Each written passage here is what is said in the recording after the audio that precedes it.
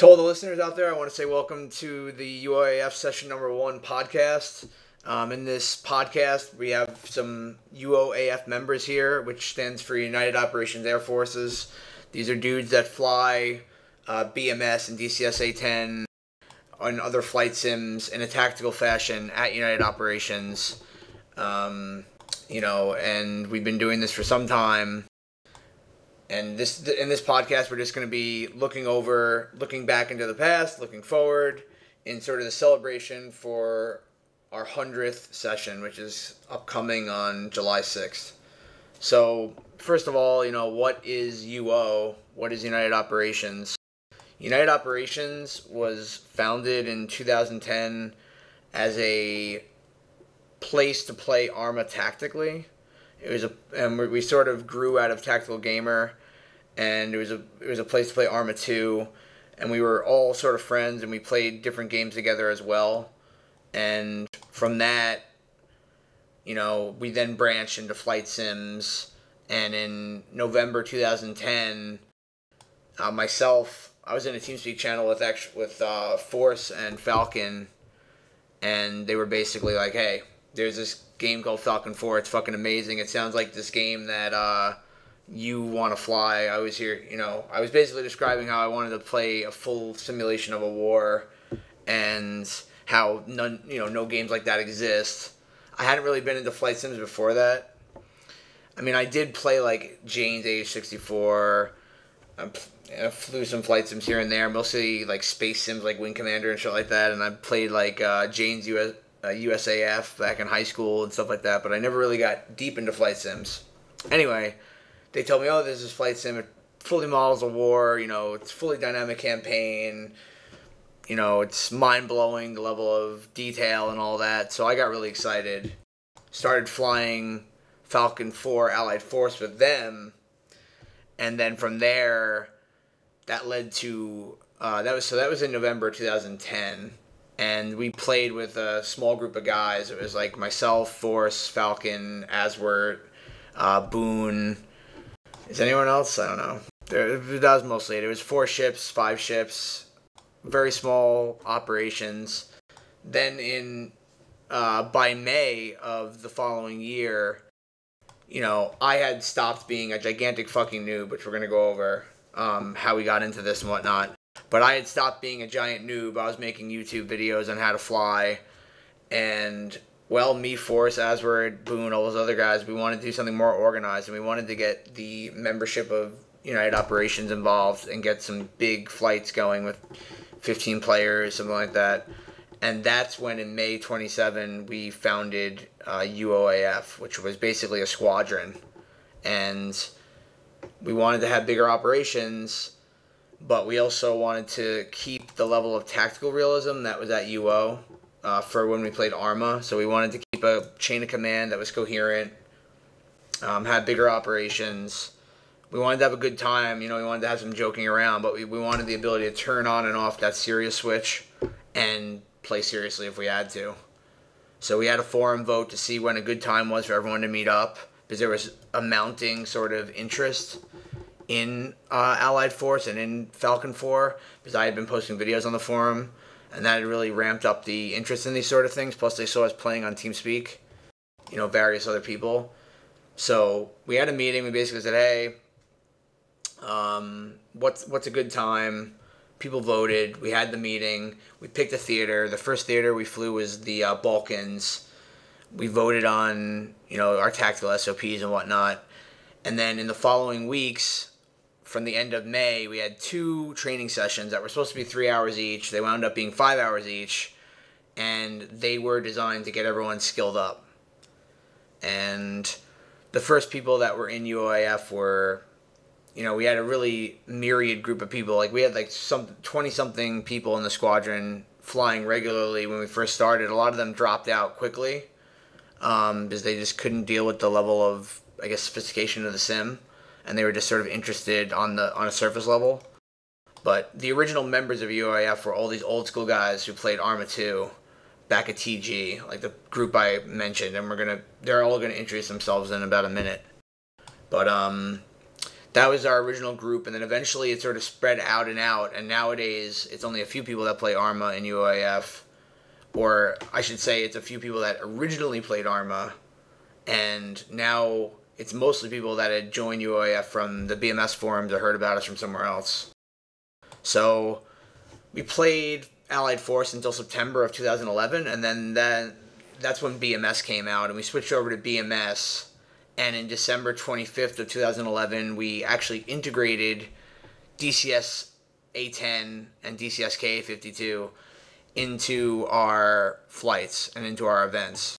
So I was interested in that. Force was interested in that. I eventually stopped really being involved in the leadership of DCS, but in the initial phase, I was really active in it. And then in June 2012, there's another landmark for the squadron. We participated in the Battle for Sinai over on the global online server, or Falcon online server, which used to be called Archer's server. That was a massive, persistent multiplayer competitive campaign with hundreds of players. We were involved over there, kicked a lot of ass, killed a lot of Egyptian aircraft. It was good times. And over the past year, we've seen a renewal in interest of DCS, and that's mostly been spearheaded by Force. And there's been a really sophisticated sort of, reimagining of that portion of the squadron, and I'll let Force go over that. So if you could, Force, just introduce yourself briefly, and we'll do deeper introductions once we've gone over the sort of history of the squadron. But if you could just introduce yourself briefly and then just talk about how, we've sort of renewed DCS and how you've been at the head of that. Sure. Yeah, I'm Force Majeure. Been there since the beginning with Krause when we decided to basically make a squadron within the mission of UO and what that meant, but to basically apply it to the air, which has been overwhelmingly successful in the last 2.5 years that we've been here. So with DCS, DCS was released, I believe, the first videos came out in the summer of 2010, and I've been flying Falcon for various flavors of Falcon for almost 5 or 6 years now. I love the F-16, but when I was a kid, I always loved the A-10. It really spoke to me. It's a very different aircraft than the F-16. So when DCS, the videos started first coming out, I was really interested. Now, you have to keep in mind at this time, UAF existed and we were flying Falcon. But yeah, with DCS, it was like, wow, this is an amazing sim kind of fidelity. We got to play this. It'd be a lot of fun if we could, kind of the same mission with BMS. Get four ships going, 6 ships going, multiple flights going. So that's basically what happened. So on December 25th, the Christmas Day 2011, we announced the DCS integration of DCS A10 into UAF. We initially first started just doing various missions that were developed in the community. The missions mainly focused on various things such as insurgencies, conventional battles. We did probably about 10 events or so. We averaged a fair number of people. A lot of DCS, it's kind of interesting, appeals to a lot of people where BMS doesn't, for whatever reason. I think it might be the fact that you can fly K-50s with A10. Some people prefer K-50s, others prefer A10, so it kind of caters to people's interests.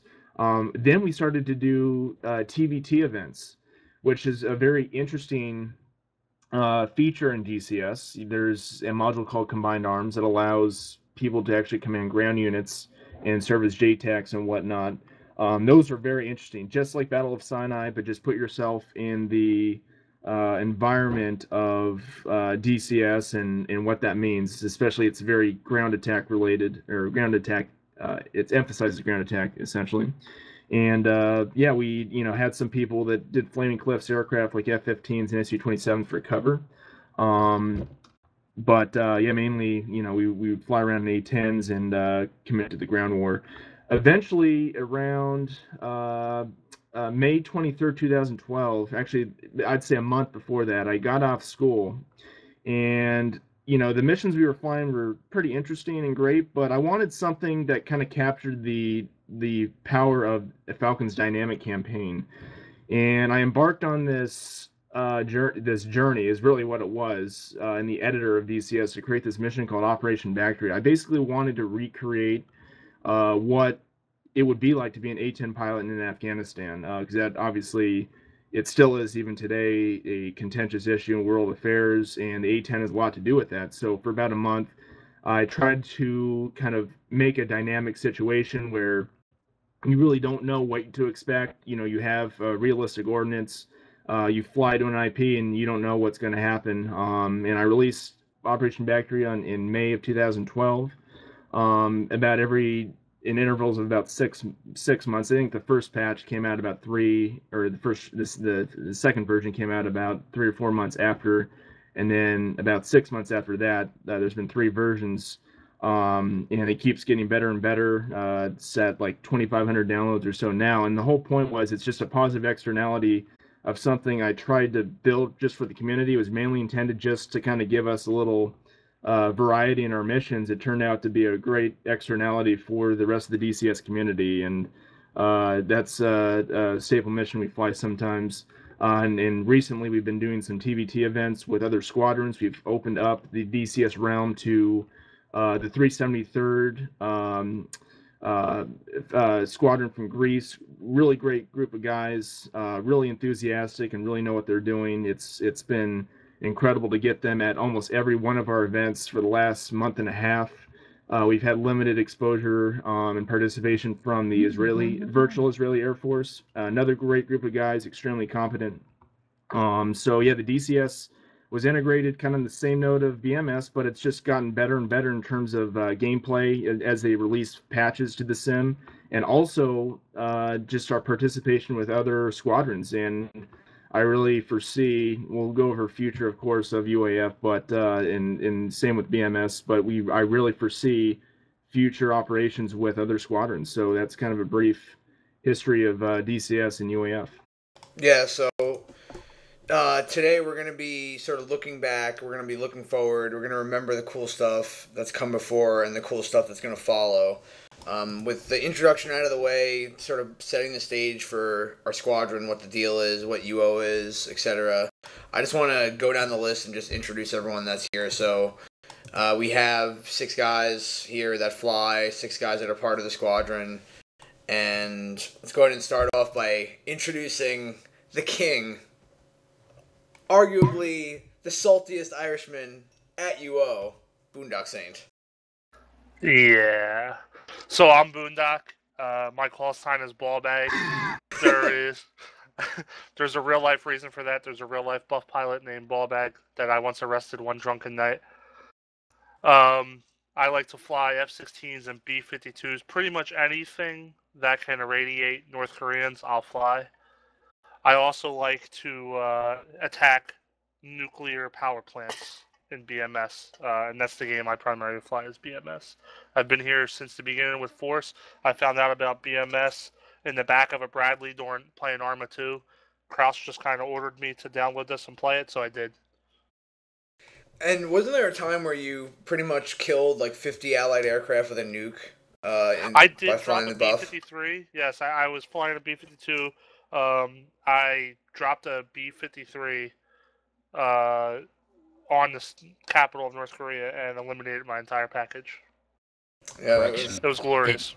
It never hit the capital. We never made it that far. Yeah, you never made it that far. You got shot down by an SA-2, man. Oh, that is true. I did get shot down, and as I was burning my wreckage, I released my ordnance. That's what happened. If I recall correctly, Ballbags hit releasing ordnance. No. The infamous line that forever will live in history is Buff 2 is hit, releasing ordnance. Yes. But we accomplished our mission of irradiating North Korea. And, but you also killed like a million... Well, you also killed like a million Allied troops. I would say they were, it's like Hiroshima, we had to make those sacrifices.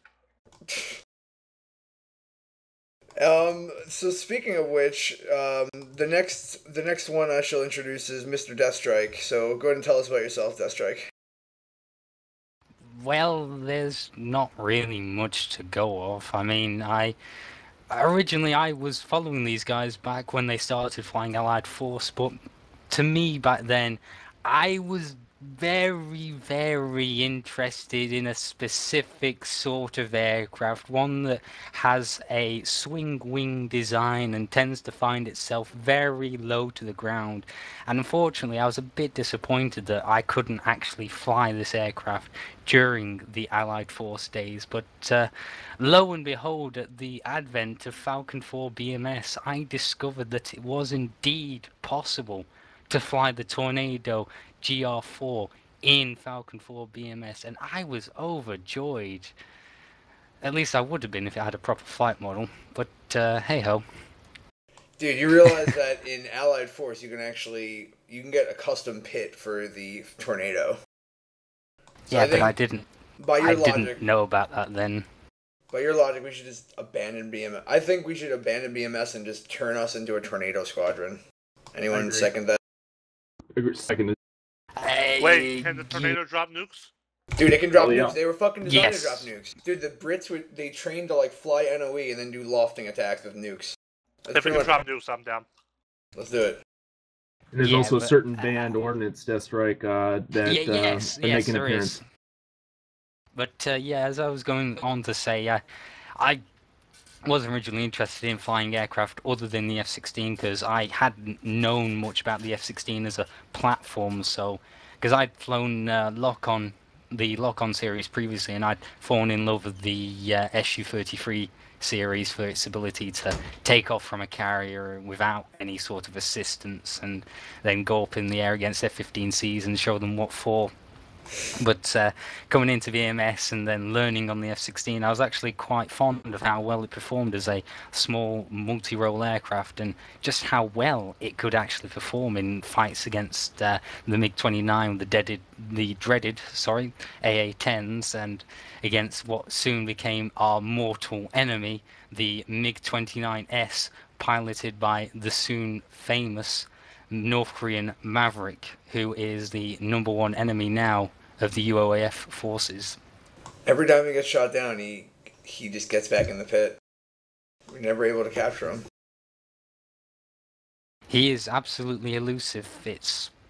I assume we will cover in greater detail on a declassified debriefing later, but we have had incidences. I have had incidences myself where this 29 Spike has come from nowhere, and next thing you know, you're defending an AA-10 or if you're terribly unlucky that day, an AA-12. But I seem to be straying from the point here. Personally, myself, I'm one of the few British flyers from here. We have myself, Andy, Ghostdog, and Verox that I can call immediately offhand, who were flying with UAF on a regular basis. And during the early days of the UAF, what we enjoyed doing particularly is what we would call a mixed package. Not just obviously having two packages, no, we decided that we would have a mixture of Tornado-based aircraft and F-16s, and this came to a head during our time flying the Balkans campaign in Falcon 4 BMS, which was utterly enjoyable, where you had up to a 4-ship of mixed British and our German comrades at the time that joined us in Tornadoes, taking off from Italy to connect with other our friendlies, taking off from, I believe it was Greece that you took off from in Balkans? No, I took off from Aviano or Gio de Colle, one of those Italian bases. Yeah, maybe right, so just the northern ones. Osta possibly as well. Of course. Speaking of which, did you see, I don't know if you saw this Deathstrike, but did you see on the forums the Balkans Theater that the guys over at Falcon Online are doing? Like, they're redoing the Balkans Theater. Oh, yes. Yeah, so for those that don't know, the guys over at Falcon Online they're taking the Balkans Theater, which has single-player problems, as we know, like AI issues, and they're fucking rebuilding it. It's going to be to the quality of Battle for Sinai, and they're going to publicly distribute it. So I told them that, our squadron would help them beta test. I think the guy leading that is, I don't know how to pronounce his name. It's B3RNO. I think it's just Birno. And Dangard, who's in Italian, much like the vaunted Merlo. But yeah, so that's gonna be awesome, and then we can do some tornadoes. Also, the next campaign for UAF is probably gonna be Battle for Sinai, and we'll throw in some fucking tornadoes. Why not? Just throw them in.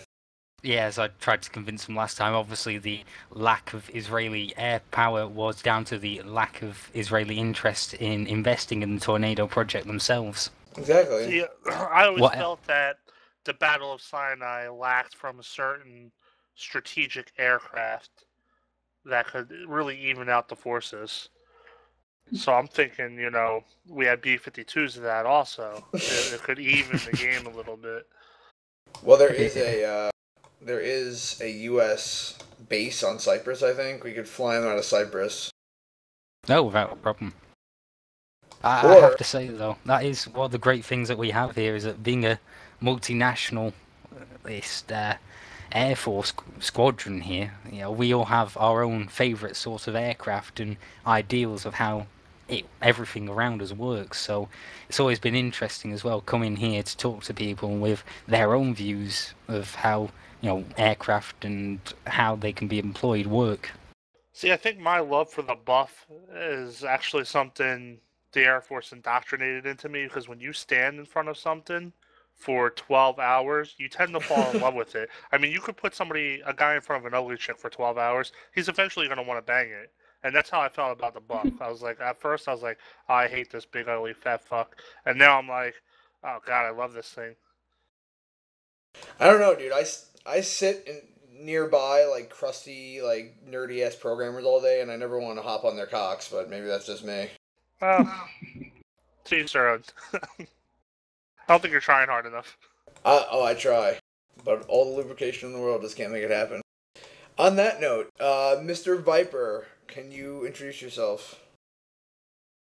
Hey, I'm Viper, and yeah, I was integrated into UAAF, and not so long ago. I think it was 3 months, and have been flying about every single day before that. And I've been flying with my good friend Ghostdog, which is sitting in the entry room and will hopefully join us later, as we can talk about the training program that we are developing at the moment, and basically how you get into the UAAF and how well you are welcomed by a lot of people. Cool. And vking. Yes, hello. I would. Oh. In UAF, I'm not quite as ancient as most of the others here, but on the other hand, not quite as new as Viper is. I seem to remember joining about the time UAF, a bit after UAF started switching over to Falcon BMS, and I've been flying in most of the events since. So here, what, a year? A bit more? Well, you didn't play Allied Force with us, right? You joined when BMS came out, I think? No. Yeah, I did not play Allied Force at all, so... yeah. You've been here longer than me then, Viking. Yeah, I think you were one of the original dudes that flew BMS with us. Once BMS came out, I'm pretty sure you were here then. Yeah, I think I joined with the UAF thing just after BMS was released.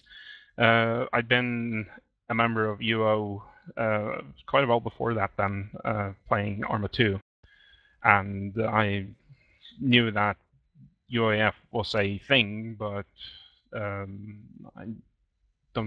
never joined until BMS came out. Yeah. Yeah. So before that, the first proper flight sim I ever flew was an F-22 Total Air War, which, well, it's not so much a flight sim, I would say, but I had fun doing that.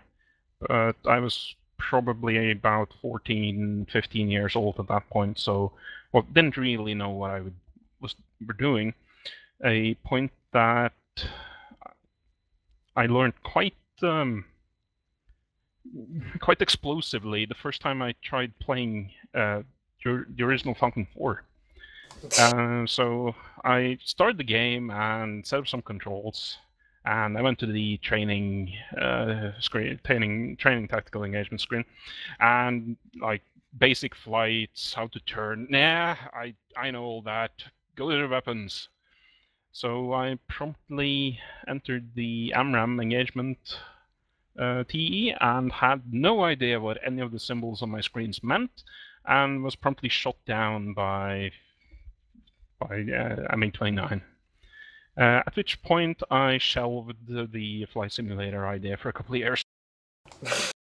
Yeah, I think that's most people's experience with BMS when they first started. I mean, the funniest thing that I saw was when me and Forrest were trying to train Impulse on how to fly, and like, what did he do that was so hilarious? Like, I can't remember. He did something like Yeah, we were flying. Okay, it was like a bar cap, and we were basically flying really far north of the flot, trying to look. It was pretty cold, silent. Nothing was really up.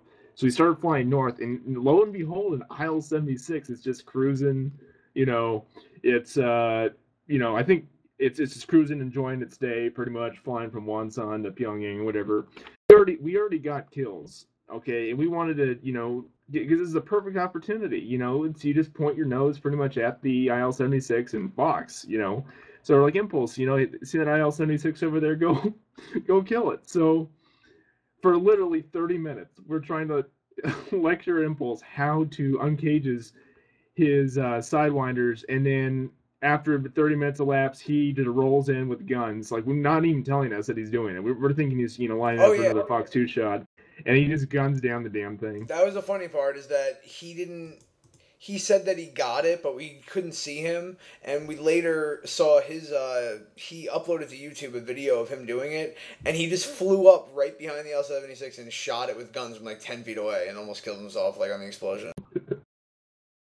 But we didn't know that at the time. Like, we had to go back and like watch the YouTube. It was freaking hilarious. But yeah, I think that illustrates just the point of like, when you first get into BMS, you just have no idea what's going on. And I mean, and I guess with that being said, I'll introduce myself. I mean, I'm part of the UOAF leadership now. I'm probably one of the most experienced pilots. But when I first started, I mean, people think I just sprung out of the ground knowing how to fly. I didn't. I had no fucking idea what I was doing. And what I would do is I would fly with Falcon, who's another pilot, and Force, and they knew what they were doing, and I would just have no idea what was going on. And the first time I flew, they didn't even tell me what controls did it what, or I didn't do any training whatsoever. I just installed the game and flew with them. I did absolutely no introduction. None of my bounds were made, keyboard bindings and all that. None of that stuff was done. I just got in, and I would just hear beeping noises, and I would just fly away from the direction of the threat that I perceived the threat to be. Meanwhile, Force and Falcon are yelling missile launches and this and that, and I had no idea what the fuck was going on. And that was my introduction to flying, is basically having no idea what was going on. But I did learn one important thing, which is that if you don't know what's going on, just fly away. It's that simple. If you don't know what's going on, just fly away from where that threat is and just avoid it. And I'm also, I guess the way that I got into UAF is, and we've alluded to this already, is that I was one of the founding members of United Operations, the ARMA 2 community. And I hung out with all the original members of UOAF. We played other games, and then we eventually moved into Allied Force. And from there, as I was getting into Allied Force, I sort of learned the basics in Allied Force, and then by BMS, I was becoming sort of an expert. And that's when I started making video tutorials. And that's really what got me super into leadership at UOAF and leading a squadron, and community involvement, was making videos mainly to train the guys in our squadron, but also because the guys over at the BMS forums, there was literally no training materials that were accessible. You had the manual, which was sort of incomplete and was written for someone who was a pilot, not for someone who's brand new off the shelf like I was. So I just tried to take my basic understanding of what I knew and then make videos about it. And that's how, so it all got mixed together. Like being part of UAF, being part of UO, starting a squadron, all of that stuff, and then making videos all sort of combined to get me into the squadron, running the squadron with Force. And speaking of your videos, which are great, I've never told you this. I get to, in these days because of work and kids and shit, I get to infrequently play as much as I want to. So one day we were flying a 4-ship into North Korea, and we were using JDAMs. And I haven't used JDAMs in like 3 months. I actually, while we were in flight into the IP, I was watching your video on how to use JDAMs, GBUs, while we were fucking playing. Wow. You're trying to call me on the radio, and on my second monitor, I'm sitting there watching your video on what to do, and I'm mimicking how to set up my GBUs to what you're doing. You never told me that. That is fucking ridiculous. Yeah, well, I didn't want to tell you mid-flight because you'd be like, God damn it. You asked me if I remember how to use GBUs, and I was like, oh, yeah, sure. And then when we got in the flight, I was like, we're like at steer point 2, and I'm like, fuck, I don't remember how to use JDAMs. That's awesome, man.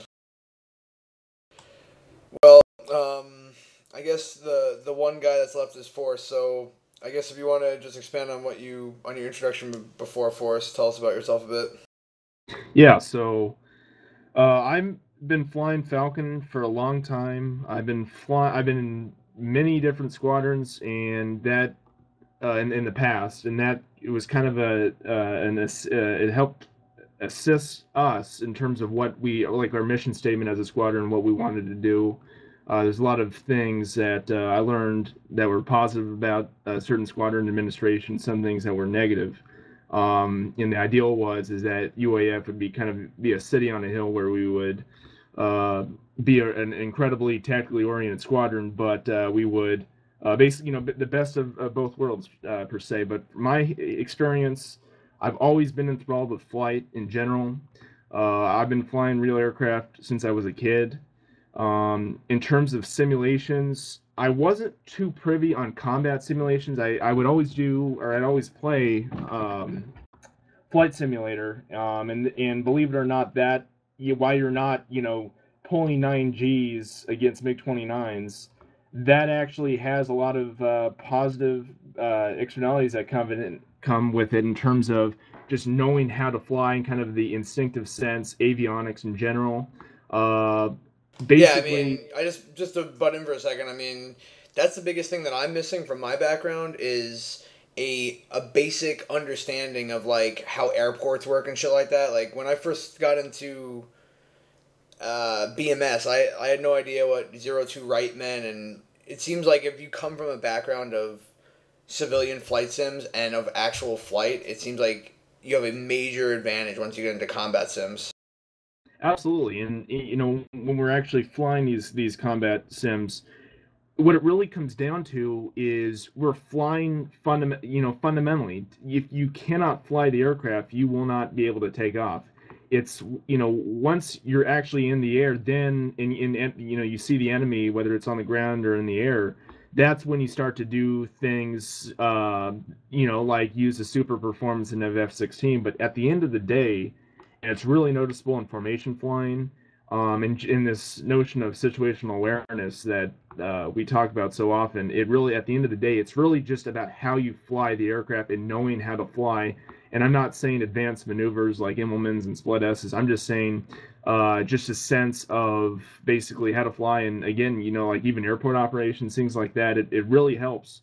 So there's any message for you listeners out there, if you have any love for civilian aviation, I think you'll really find a home in the sims that we play. Just a really quick background, and we'll move on.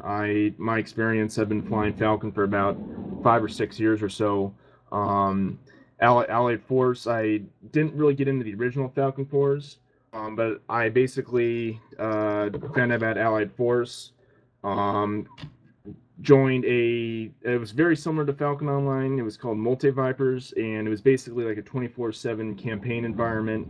And that's where I really learned how to fly. So it was like one summer, like 2000, oh man, 6 or 2007. I was basically either in 8th grade or a freshman in high school, okay?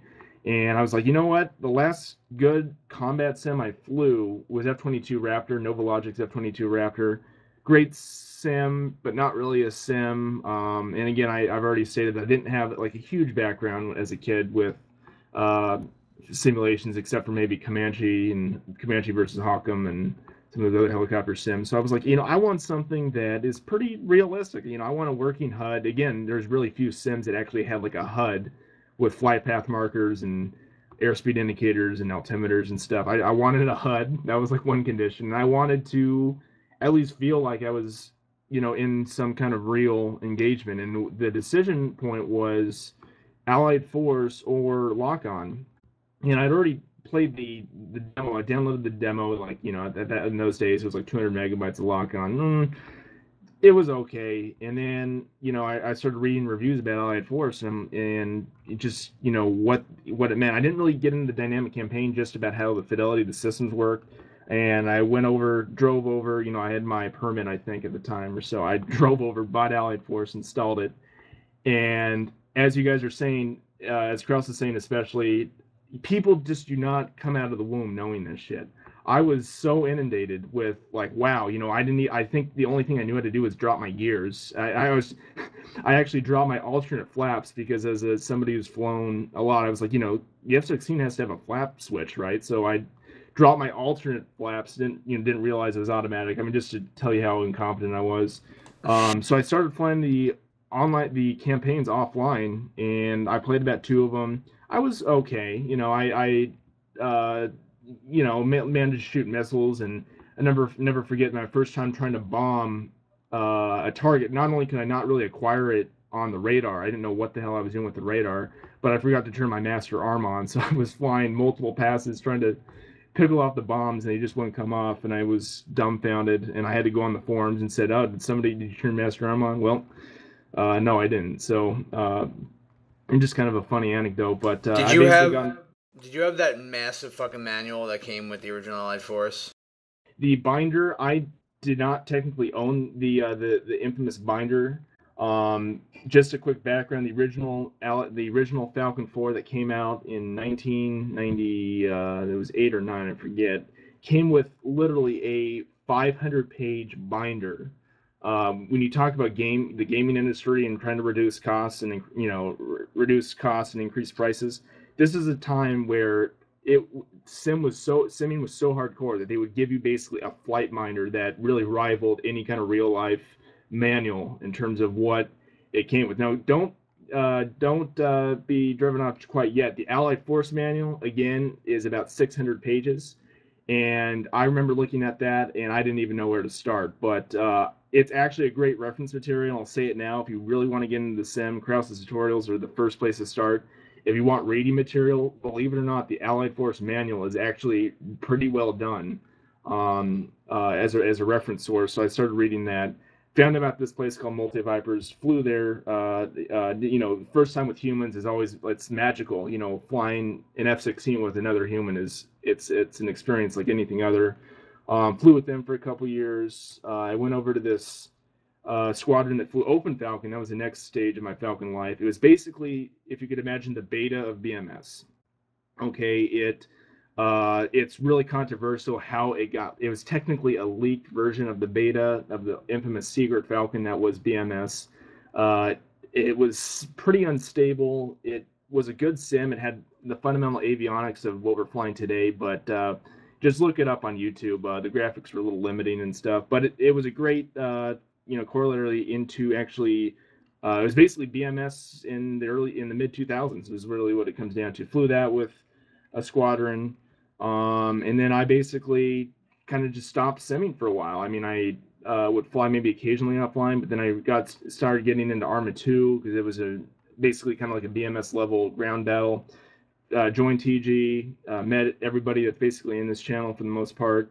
Moved over to UO when it was first founded, and it basically came down to talking to Krause. Hey Krause, there's this sim. I haven't flown it in about 6 months to a year, but there's this really amazing sim called Allied Force, and it basically is the most complete modeling of a military campaign that basically exists. And the rest is history. So that's just a little bit of my background. I've been flying for a long time, but obviously with BMS, it's only been out for about a year and a half. So I came in with experience knowing, especially with squadrons, what to do and what not to do. And I really think UAF has hit the sweet spot.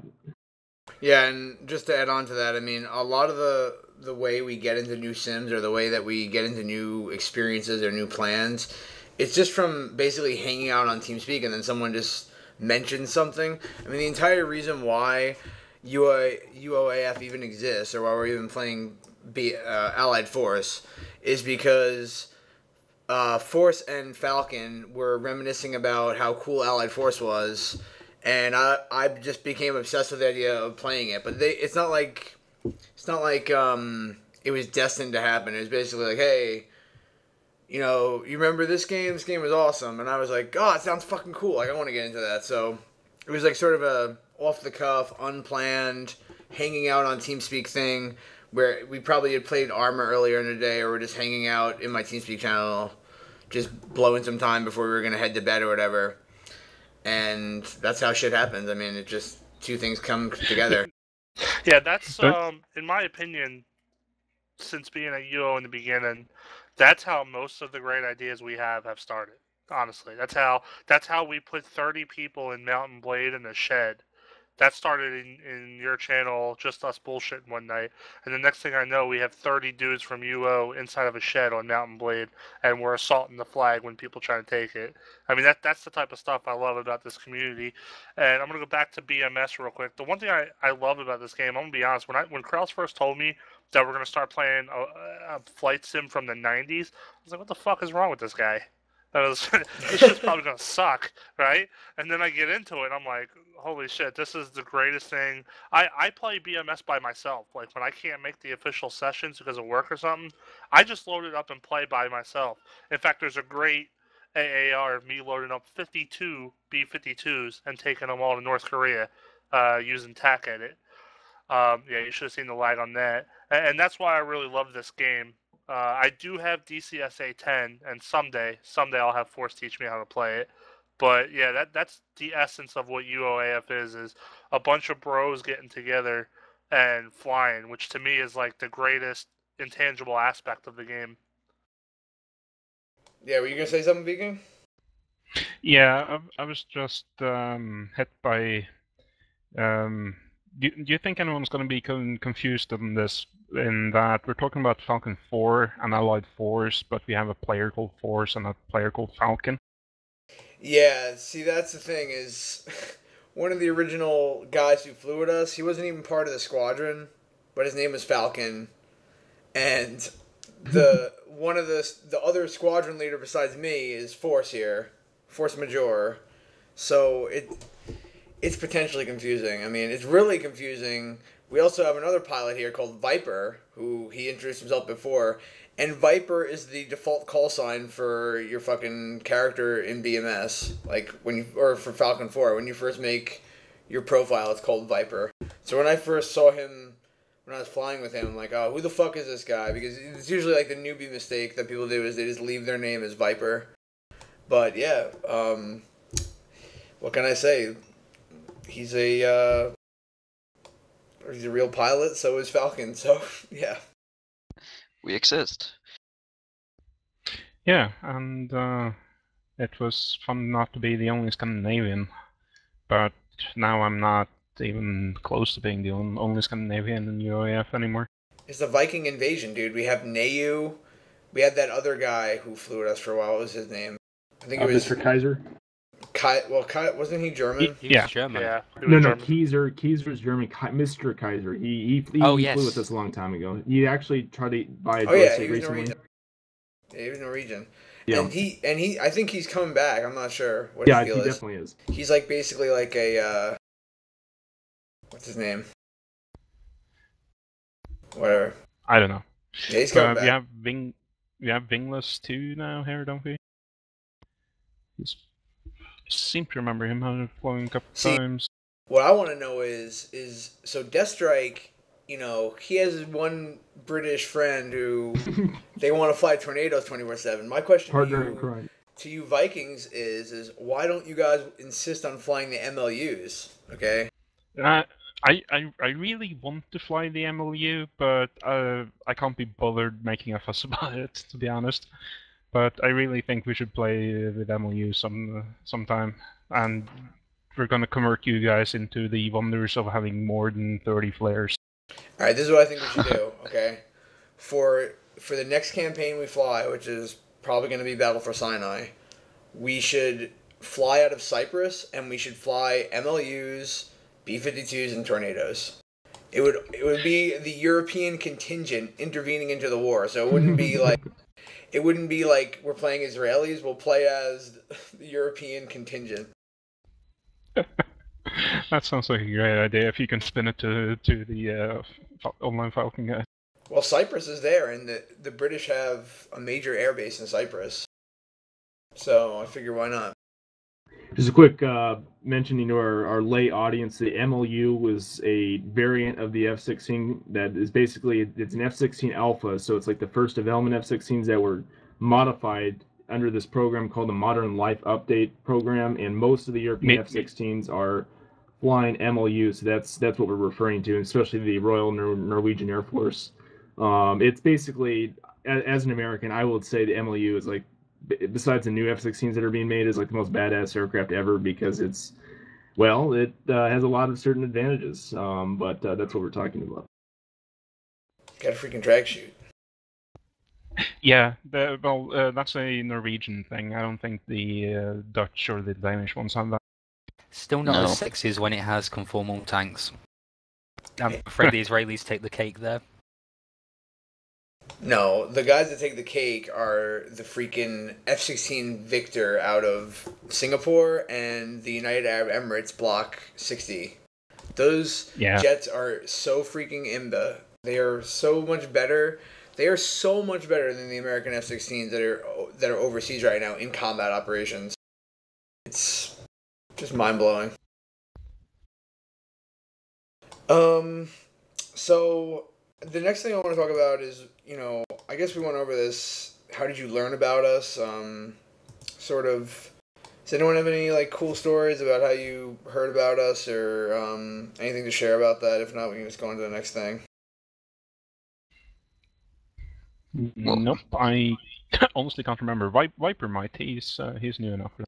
Yeah, well, I just went to a local game, like GameStop, and saw that there was 3 games for, what was that, $40. So I was like, fuck it, this has a cool plane on it, I'll take it. And it was Light Force, and I played that for, I don't know, 2 hours at my friend's house, and like raged at it because I wasted 2 hours not even being able to turn the plane on. So I basically just searched YouTube for some tutorials and learned how to play that, and then I saw Krause's videos and thought I could use the Allied Force disk and exe to install BMS. Boy, was I wrong. So I like cleaned my room 3 times to find that disk, and when I finally found it, I just realized I just needed the ISO from the original Falcon 4. So basically, I joined the United Operations Air Force by Krause's videos. Not that exciting. Yeah, I think that's the way. You know, the older guys that were flying with us that came from Tactical Gamer and came from our ARMA 2 communities. They've been flying less, and newer guys like you have gradually replaced them. So if you take someone like Fluffer, who was supposed to be here, but apparently he's hungover, he is the same thing. Like, you know, he got into flying, saw my videos, and then joined us. And I've always wondered, and I've talked to Force about this, you know, if I made like a recruitment video, I think we could have hundreds of people in the squadron, but I personally don't want to deal with that level of influx. I mean, I can't. I'm like an old man. I get overwhelmed. I just want to cry. I want to just have a sweater on. I don't know if I can deal with that level of new people coming in, but it's true that a lot of our people come from that. And I know Ghostdog just appeared from the mist. So how's it going, Ghostdog? Ghostdog is apparently. Oh yeah, he said his wife was there, so he couldn't talk or something. Yeah, he's on his iPad, so I don't think he managed to actually get that working so he could talk with us. Okay, but do you know how he got into the squadron? Do you know if it's like the same sort of route? I'm I can actually answer not that sure. very briefly. Oh God, he's here. I'm afraid Okay. so, but not for long. I found BMS from the early days of Falcon 4. I ditched that a long time ago when I stopped having a computer that could run it. Then I moved on to Free Falcon. From there I heard about BMS. I then figured out, oh, this looks fun. And ended up likewise watching Krause's videos on how to figure out how to fly the damn thing. From there on, I found out about that you guys also did ARMA 2. I actually bought ARMA 2 just to play with UO. And then we've got, then I started flying. Well, welcome aboard. One thing I will speak for, the Free Falcon flavor was a very similar to the Open Falcon flavor I was discussing earlier. It was basically these are mods that you would install over the original Falcon 4. Fortunately with BMS, that's no longer, well, you technically have to own Falcon 4.0, but it's technically not required. It would basically use, well, I shouldn't say that, but the bottom line is you would basically copy over the mod or install the mod over Falcon 4. One thing I wanted to kind of drive home that ghostdog was referring to is that BMS, for the longest time, was like the most secret operation that has ever been conducted on the internet. We're talking about Area 51 shit here, okay? Well, you can probably come out of the closet now and say that you were a tester, right? I mean, you're not going to get like assassinated for that now. No, I will not be assassinated, fortunately. But yeah, technically, yeah, BMS, the team, my involvement was very, very limited. I basically helped this one guy. He was in charge of 3D models and texturing. He actually did a lot of the A-10, for instance, is his work. And I think some of the other Chinese fighters, the MiG-21, he also did. He actually designed the logo. His name was Sun Devil. I don't know if he flies anymore. I'm still friends with him on Facebook and stuff on a personal level, but basically he was a very talented artist, and I didn't have that much involvement. I basically kind of helped him just with his various work. He also designed this Block 40 pit for Open Falcon. That basically there's 4.7 was technically the last mod, but development for Open Falcon was all data related, and he actually went out of his way to make a Block 40 pit that looked really good. It's not the same one that was released, I think, by he's Polish, I forget his name. It wasn't the last Block 40 pit that was released, which is also excellent work. But yeah, this guy basically was on the BMS team. When I was testing for it, it was late in the game. It was about 2008 or 9. I eventually stopped testing for it. I became busy with other things. Basically, though, this was the most secret damn thing ever. The way it worked is they would have like this. It was basically a DRM on your computer that it was really strict. Sworn to secrecy kind of thing. And if you ever try to screw with your install, they would basically detect it and, basically kill your access and stuff. So for the longest time, we're talking about 2005, there's a cease and desist letter that was sent out early on in Falcon development in about 2004, 2005. Basically, Atari, the owners of the code, that Micropost developed the game, but Atari was the overall owner. They filed a cease and desist. So basically, all the Falcon 4 work went underground. About 2 years later from that, Free Falcon emerged. They were doing EXE edits, which is technically was against the cease and desist. That was the point. They were doing EXE edits pretty openly. However, BMS was very secret. In around 2000, there's actually a timeline, Krause, you might want to link, that's really good. It explains all this stuff in detail. Open Falcon was released. It was basically illegally leaked. It was like Ed Snowden type shit where basically a guy, I think, just randomly decided to show the community what was being in development, and that was Open Falcon, and that persisted for about 3 or 4 years. It was like an incomplete beta, but we flew it because it was realistic and everything else.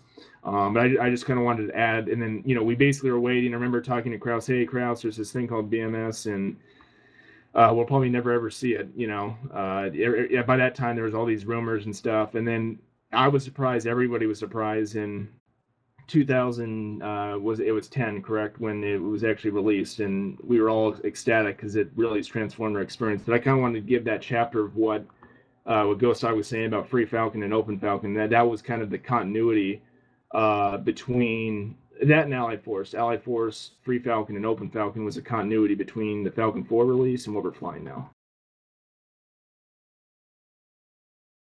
Yeah, I mean, I remember you telling me about BMS and showed me some screenshots. I just thought it was a bunch of bullshit, honestly. I didn't think it was ever going to come out because just the way you were describing it sounded like either A, it was abandonware, or 2, it had been sold to the military. Like, I was waiting to see this thing come out as a military simulator, or come out having been bought by DCS or something like that. Absolutely. Or to see nothing happen, which is what I was really expecting. Some say that the person that leaked the Open Falcon is still somewhere inside Moscow Airport's transit section. Requesting asylum. Guys, you have to understand the whole story about the NSA thing. That's a front. It really comes down to the Open Falcon leak. Just so you guys know, that's classified. Don't spread that information. What happened is Edward Snowden was a lead BMS developer, and he leaked Open Falcon, but they were trying to make it into a military sim at the same time, and that resulted in him, having to flee to Moscow. That's what happened. You heard it hot from the presses from the UO podcast. No. You definitely did not hear it from here. We never said anything. You know what's No, funny? don't worry. Is that I'm actually worried that people are listening. Like, I'm. There's a legitimate worry that someone could be listening in and being like, "Hey, fuck him," like there's gonna be like FBI breaking down my door tomorrow or something. No, don't worry. By the time it actually reaches their ears, it will just be a bunch of bleeps. That's true. That is a valid point, considering my exquisite New York vocabulary. All right, so I guess the next thing I want to go over is like UOAF as a group. It's something that I want to talk about because my experience dealing with other squadrons is that we're pretty unique in the sense that we joke around a lot, and I guess some would say that some wouldn't like that, because I know that a lot of other squadrons are commanded by these like dudes in their 60s who are like Vietnam veterans, and they hate life, and they're just like super strict in military discipline, and you have to come X and Y times a week, otherwise you get ejected and stuff like that. But I just want to talk about like UOAF as a squadron, sort of like what the vibe is, like how we. Like, I guess my question is, like, how would you guys describe our squadron as a group? Like, if you had to say, like, hey, I'm flying with these guys, this is what you should expect. Like, how would you describe UOAF as a group? I would just come out straight and say it's a family. That's pretty gay, bro. With less amounts of gay, but, I mean, as you mentioned earlier, the ability that we have is to be able to, switch as and when necessary between being able to joke with each other and calling, dirty fingernails in the middle of a gunfight, and calling out, then switching straight back to calling out your friendly bulls and hot target bulls as you're calling your commits on the next target. But it's... Yeah, sorry.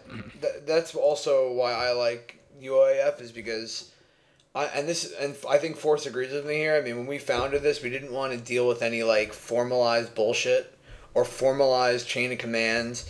So, and that's the same. It's a founding philosophy of United Operations too. It's this idea that you should be able to volunteer to do anything, as long as you're willing to volunteer, and there shouldn't be like this weird power structure where some people are more powerful than others, and like you can't. Like, you're being censored, and you have to like censor yourself, and I mean, that's part of the founding philosophy of UO as a community, was that we wanted to avoid that, but we also wanted to keep it professional when we were actually in the game and keep the standards high. So I hope that we've accomplished that, and if we haven't, I'll commit harakiri.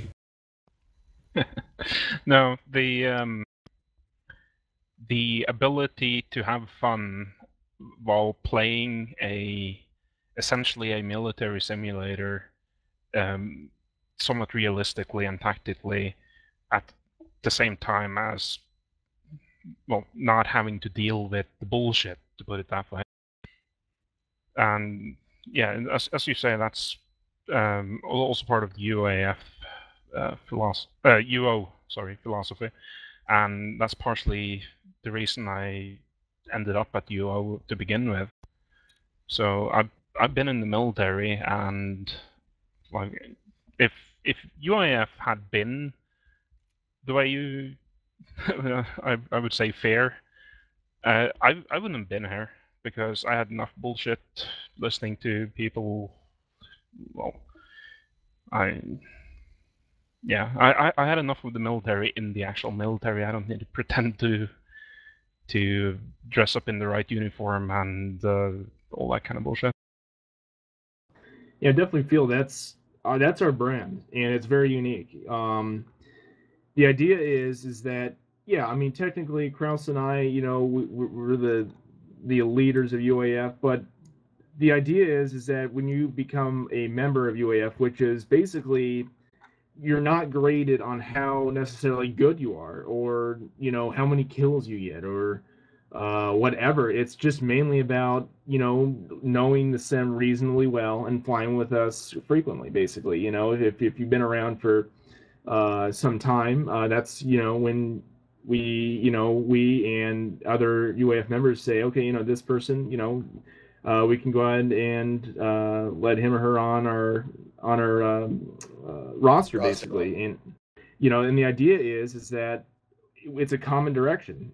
Technically, Krause and I, we put up events and stuff, but then you have people like ghostdog and Viper that they're making training events, and Deathstrike and vking. I mean, you guys, when you're flying, you're leading packages and really contributing to the culture of the squadron. So I think our brand is that we lack definitive and authoritarian, really, leadership structures, and I think that's where we really take off. I've kind of went over my history, but I'd say the common denominator of every flight community that I've been part of is abuse of power and really ridiculous power structures that at times make the experience not a hobby but more of a job. And that's what we wanted to avoid. We wanted to basically democratize, to in a sense, not to say that nostalgically or whatever, but it's kind of what it comes down to. We just wanted to give everybody basically an equal share and equal voice on how we do things, and that really comes down to when we frag packages, or when we decide on campaigns or on whatever else. It's a consensus. I think if there's one word that can describe UAF, I think it's a culture of or a phrase, culture of consensus, and that is reflected in leadership. It's reflected in our events and happenings and current, everything else. So that's our brand, at least from my opinion. Yeah, and also, there's a sense of, you don't want to force people to do things that they don't need to do. Like, that's one thing I always hated about being in clans at other communities, and why I never joined a squadron, is I don't want to have to deal with going through a training program if I don't need to. Like, if you take ARMA 2, for instance, again, I always use this example. I mean, I've been part of, like, milsim ARMA 2 clans before, and they're good if you need that training, but they're horrible if you don't need that training, because they force you to go through things like boot camp. And it's like, I don't need this. Like, I already know how to do this shit. I'm probably more qualified than the instructors. I don't want to have to deal with this. And another thing is that it's like what you were saying with time commitments. It's like a lot of squadrons, they require a mandatory amount of hours per week that you have to be there, or a mandatory amount of flights. What if you're on vacation? What if you got married? What if you're sick? I mean, what if you just don't want to fly? You shouldn't be required to. And I like the way we do RSVPs for events is that you can basically RSVP. You don't even have to be in the squadron. Anyone can RSVP as long as you agree to fly by our rules and if you actually show up. If you RSVP and you don't show up, there's going to be a problem because that causes planning disruptions where we're trying to plan a package and then you don't show up and then the slot's gone. But like the idea is let's get something organized going. And let's be honest about our level of proficiency. If you're not proficient in something, if you don't know what you're doing, just be honest. It's fine. We're not gonna like make fun of you. We're just gonna put you in a spot where you're not gonna kill people, where you're not gonna fly into friendlies, and it's that simple. It's not even that, and we'll happily work around anyone that's still learning. Because, as we've done in the past, if someone's we're fragging a strike or an interdiction, and we're doing a 4-ship, two group package. We've got the interdiction, strike, and then an escort or bar cap.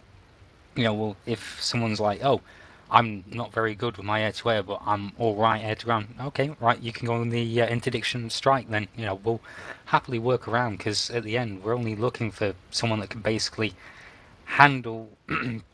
Sorry, pardon me there. Handle the aircraft to a degree that they're happy being able to fly, and then just be able to communicate with us, which we can then from there happily work with a person to get them up and make sure that they have a good time as much as we do when we fly. Yeah, and I mean, there's also an element of like training on the fly. So, I mean, if let's say the first flight of an event is really super organized, it's like a NOE like deep strike with radar off. That's not the time to do training on the fly. But if it's a pickup flight or if it's a follow-up flight that's lower intensity where you're just attacking tanks and there's no real like big threats, you can take someone who doesn't know what they're doing and train them on the fly. Or you can schedule a training later on. And that's what I like about UO and UOAF in particular is that everyone, like, you're expected to be able to share your knowledge without forcing someone to go through a training program. And one thing I like that Viper and Ghostdog are organizing, and I want to talk about this, is they're making a new training curriculum. And to give some background, me and Forrest have done training in the past, and I'm just going to be honest, we don't like it because it's exhausting. Yeah. It takes multiple days to do. We have to create a bunch of materials, and the gain that we get from it is not very high. Because what we find is that there's a lot of people in the community that just want to be trained, and they don't want to actually fly because I guess they feel like they need to meet some standard that we don't even impose to fly with us. So we train them for hours on end, and they just disappear. That to me is aggravating, and I have the utmost respect for people that are willing to be like instructor pilots, routine training people and stuff. I made those videos on YouTube mainly so I wouldn't have to run training courses, so that I could say, watch this, and then fly the campaign with us, because it's so damn exhausting. And I think the way Viper and Ghostdog are going about it is a much better way. And I'd love for, Viper and Ghostdog, they're new squadron members. They're not even really patched in yet, so to speak, but they're creating a training curriculum, and they're training people on a daily basis to the best of their ability. So that's commendable, and I'd really like Viper, if you could just tell people about what you're doing, because I can guarantee you that vking and Deathstrike probably don't even know what you're doing. I only know about it briefly, and I know Force knows like the basic idea, but I don't think any of us know really the specifics. I did talk to Ghostdog about it, and it sounded really cool, but I'd love to hear some more details, and I'd love to hear your philosophy on why you're doing that and how you're doing that. He's telling you to advertise it. Well, just before he does that, I just want to say that Krause is the ignoramus here. I've actually joined on some of those as not exactly an assistant instructor, but as a general know-it-all to tell people that wrong. Yeah, but are you working on the curriculum? Because Ghostdog is making a curriculum. Yeah, I know about that. I'm not actively engaged in it, but I have That's helped what I him want. out with his trainings. Yeah, that's what I But want yeah, to hear I'm about. saying, I want yeah, to hear like, about that from Viper if possible. Okay, so I think it's time to sell out. Yeah, basically me and ghostdog. If I could just get permission to answer the first question about what would describe our squadron is that we get space and people just trust in our abilities, and that's how ghostdog just came up to me and said, "Dude, I have this idea," and we were kind of throwing it around to a couple of people. One of them would be XCOM, which is the channel now. I don't know if he's here, but that we'll see. And we basically just made this program, which is in, I don't even know if you can call it an early alpha, but we are working on some modules, which would be a training, which together just creates a whole advanced training program, which would help us because we have been training people for like 2 months straight now. People will just come on, don't know shit about the game, go to ghostdog. Ghostdog will get me, and we'll just get on with it. Do some TEs with them. Get them into our pickup flights that we do every single day. But we thought that we weren't quite ready to send them into the events because some of them have been sent back, and we thought that we would be better off if we did something that were more constructed. So we want some kind of we want some kind of lines to follow. So we made basically like 2 to 3 documents, A4 sheets of theory and basically an outline of the training program, and then just fleshed it out. And it's basically going to consist of 4 modules. The first module would be, hey guys, here are we? We are the instructor pilots. Get to know each other. Throw them in an F-16. Learn how to not even learn how to fly that much. Don't learn about the deep stalls and stuff like that. Here's how it handles. Here how you use your joystick. If you go left with joystick, it'll roll to the left. Stuff like that. Basic. And then we'll get into the combat, dropping bombs and stuff like that. The third will be a bit harder, and the people that will actually make there and have the commitment to make it there, they don't actually. The third is kind of, we are debating if it should be mandatory or if it should be volunteer. Heavily. And we are actually thinking about doing some sort of Hello. heavy. We're thinking about doing some sort of NOE and bi-weekly training, so stuff like advanced tactics and advanced BFM for the module 3, and then module 4 would be an instructor pilot module. So if you passed every module with, let's say, a very nice, not great, but just a nice overall. B is just a podcast, so you can stay here but just stay low. And if you passed with a great overall value, and then you can actually go on and graduate as an instructor pilot and help me and ghostdog, and I guess XCOM is also engaged in this project and has set up a place where we can just throw all our documents, and he helps us a lot with the air-to-air training. So we like to pass it around to a few people. Like BD has also been helping us with evaluating the project, and Neo has also been a big part of constructive criticism. That's awesome. I mean, I have so many. I'm so interested in this. I have so many questions. So, have you seen the Boomerang 47's 2-seater F-16 mod on the BMS forums? Negative. Okay, well, this just came out like a week ago or less. Actually, it came out like 3 days ago.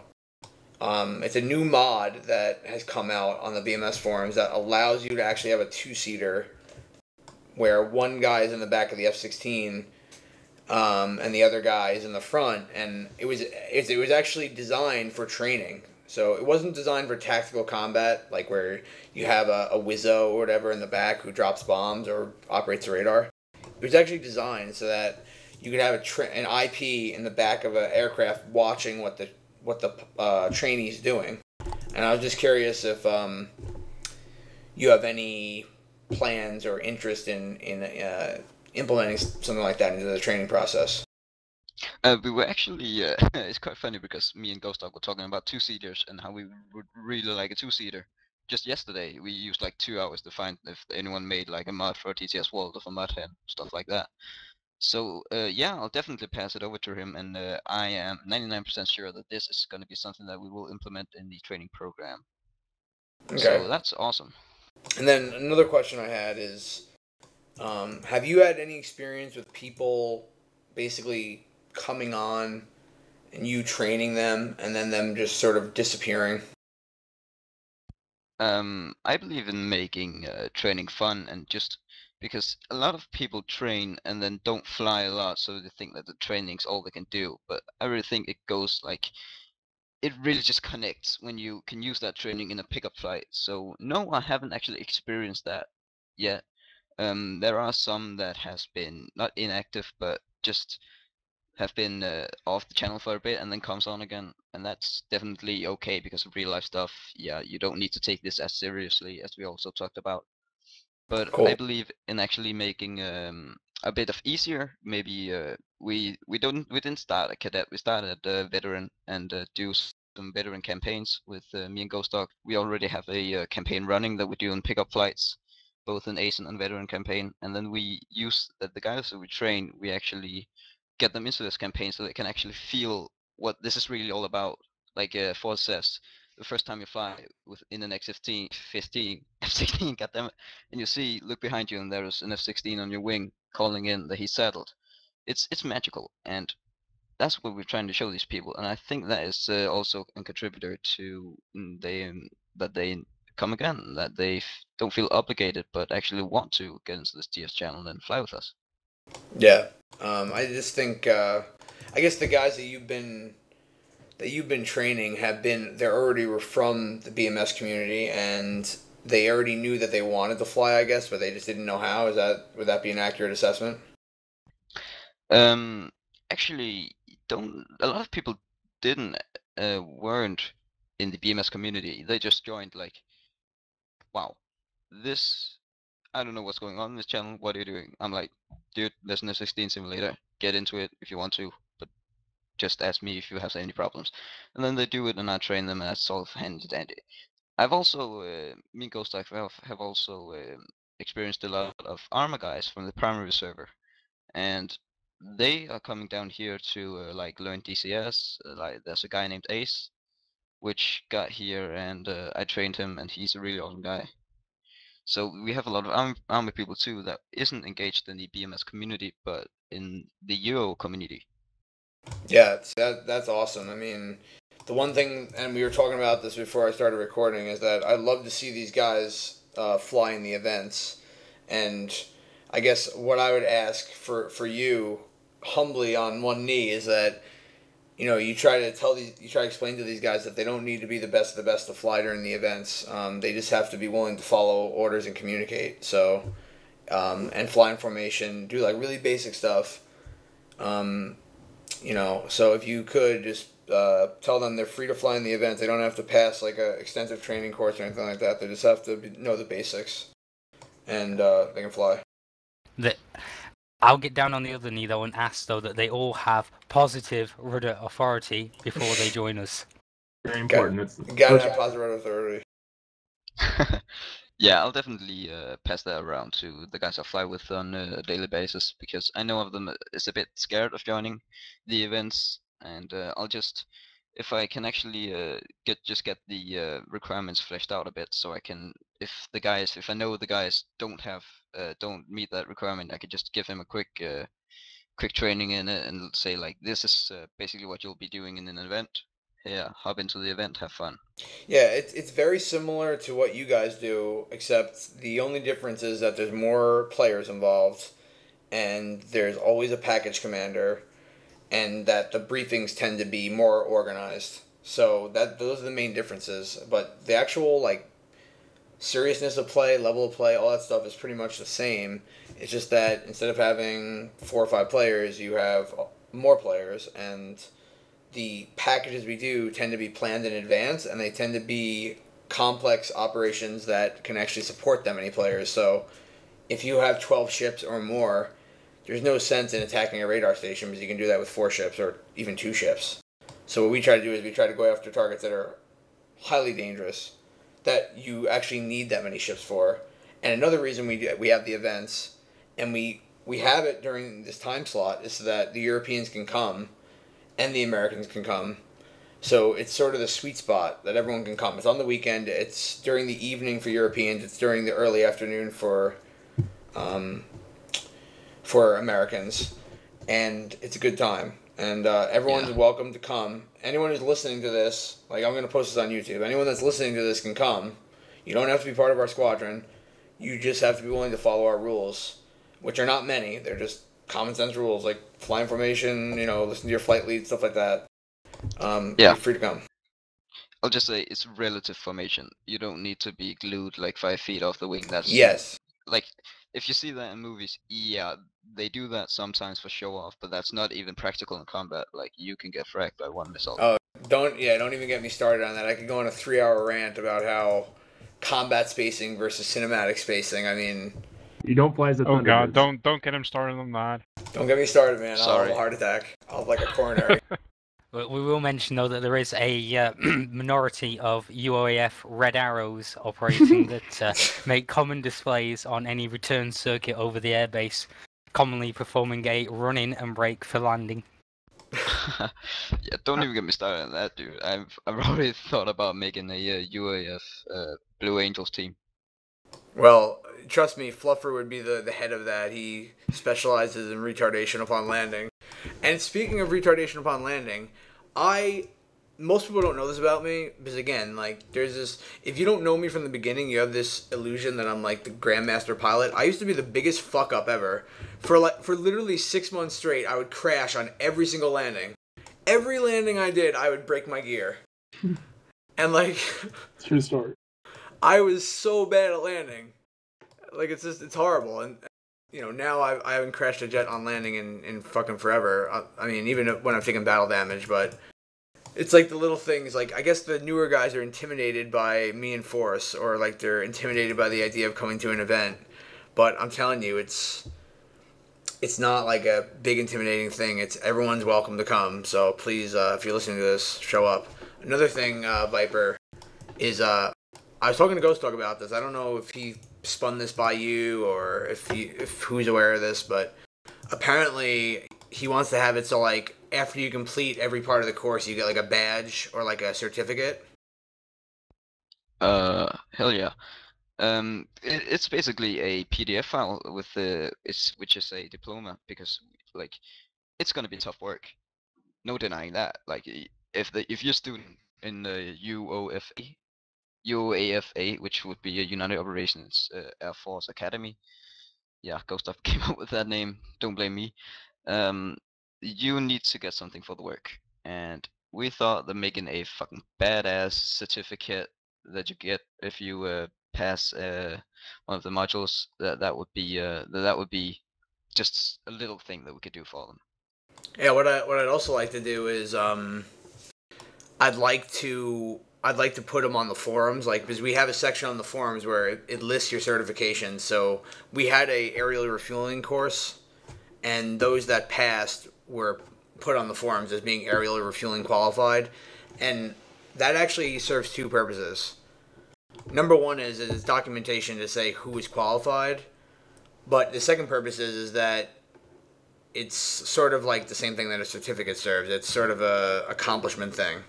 So yeah, I like to keep track of who can do what, like when it's specialized skills, and I would love to have them on the forum. Like, the sections would be, this guy completed course 1, this guy completed course 2, this guy, etc. And just be names, and then we could have an idea of, okay, this guy knows his shit, like he's ready to lead a flight, or this guy knows his shit, he's ready to do this or that.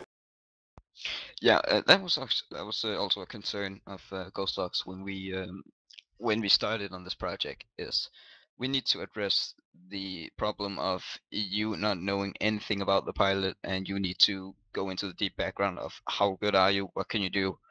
When we're done, hopefully you could just ask, which modules have you done, which module are you in right now, and what have you done in that module, and you could just reference that and say, okay, you're about at this level, we can put you in, I don't know, the second slot. Yeah, that's cool, man. I mean, I'm definitely excited about that, and please let me know if I can be of any assistance in media production or in marketing that. I mean, if you need videos made or whatever, please let me know. Well, I have one request of you. Okay. This is basically just for fun, but we need the guys, the recruits, to be engaged, and we need them to be routed and to be really just happy about this project and think that they can come back and they can do this. So if you could just write a speech for them. Oh, I will write a speech. I will write a speech for every graduating class. Every graduating class will have a custom written speech. Not only that, I will force Asworth to come as well, and he will do a speech in addition to my speech. Commencement exercises. Yeah. Yeah. Zedek will also be in attendance for all speeches. Even if he doesn't say anything, he'll just glower in the background and just hate everyone. It'd be awesome. By the way, it's custom music. We need to find some epic music for that. We can't just do that without it. Dude, I actually emit epic music from my body, so when I walk around, you can actually... All I need to do is just... You know how some people have like the glucose pump that are diabetic? They just like press down on their tit or whatever and they get some glucose. I can do the same thing with epic music. So, what's that? Yeah, that's all good then. This is truly going to be the most epic thing we've ever done. Why didn't we think of this earlier? We didn't have a mastermind like ghostdog. So, is there anything else that you can tell us about the training? Because I think it's really awesome. I want to pimp that out as much as possible.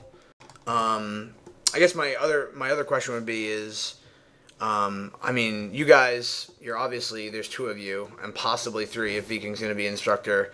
And well, Actually, we also they are. We are actually a lot more than that.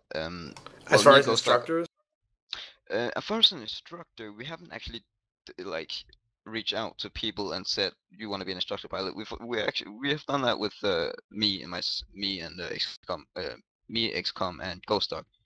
And I think XCOM agreed to be in air-to-air and BFM because he is hot shit on dogfight. Oh yeah, he is. Been... I've been in some dogfight. I've been on his side. We fought side to side in Battle for Sinai, and he was a fucking killing machine over there. Yeah, formation flying, aerobatics, and air-to-air combat plus dogfights is definitely his specialty. So yeah, I was just the first guy to hop into his channel and say, you need to be on this project, and you need to do that and that, even if you want to or not. See ya. So we are kind of slowly reaching out to people and asking them, but this is a bigger project. I need to give credit to a lot of people for this. I don't want to name drop right now, but there is, just know that this is a big project. A lot of people is involved in it. It's not just me and ghostdog. Yeah, no, I know that. I wasn't trying to imply that, but I guess what I was trying to get to is that can you take on more students? Because the reason I ask is if you can, I can promote this on my YouTube channel, and I know that there's shitloads of people that would love to fly with us. I've intentionally not...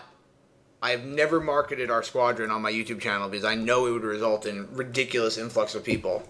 But if you can handle it, I can do a few things. The first thing I can do is I can say it's open signups, and then we can just take as many as we want.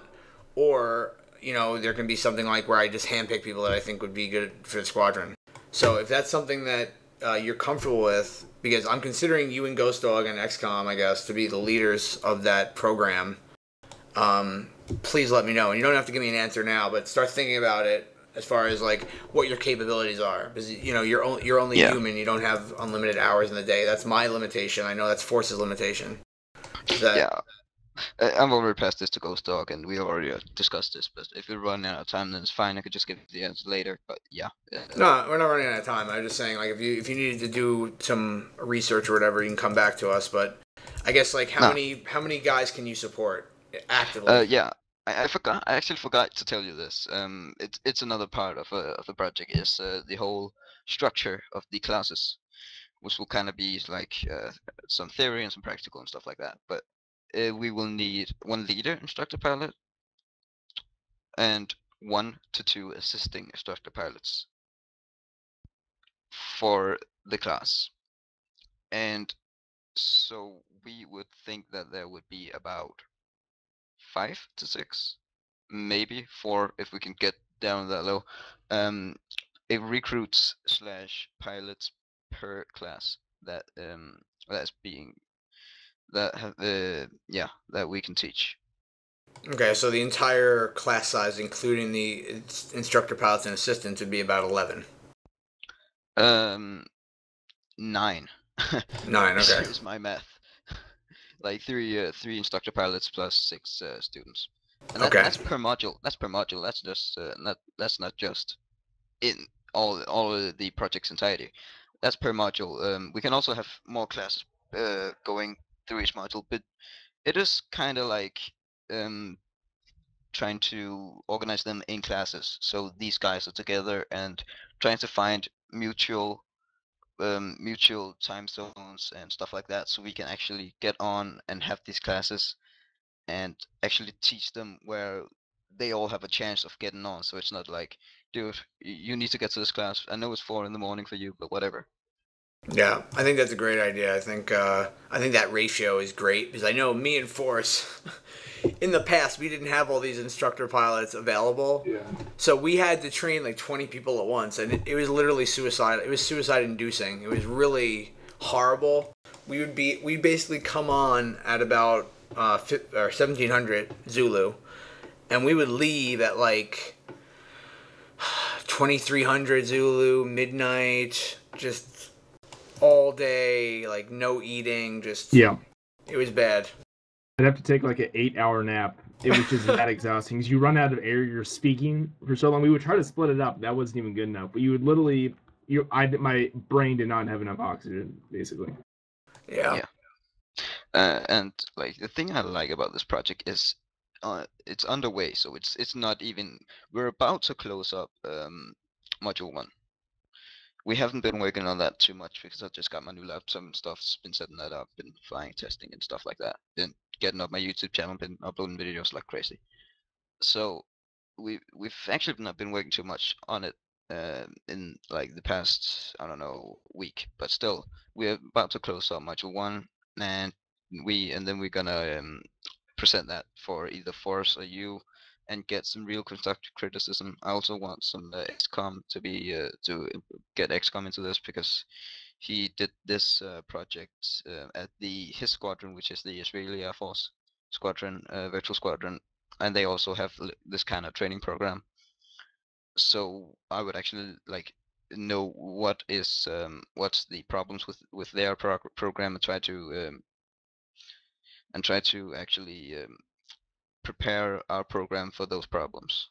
Yeah, I mean, XCOM, are you here? Doesn't seem like it. I guess I'm just curious why he's even over here. I mean, he's welcome here, of course, but why isn't he flying with his squadron? I mean, is he still with them? I think he still flies with them because he still wears that their tag and stuff like that. But Okay. I don't think I actually think he's more over here than he is over there because he joined the squadron and they would bash him for not flying like too serious, and then he would like come back a week later, 15-0 them in air-to-air combat, and they were aiming on luck. That was pretty funny, and yeah, I think they just don't get along that well anymore. But it's just only theory. Okay. I have no fucking idea. Okay, so yeah, that's it's great stuff with that training program. I'm really looking forward to that. I guess my next question is like there's been a lot of new guys that are joining, and you know how's I mean, and this mainly goes out. WA Lancer just joined the channel. He's one of the newer guys. He originally flew a bit with us a while ago, but then sort of gave that up and came back, and now he's more active.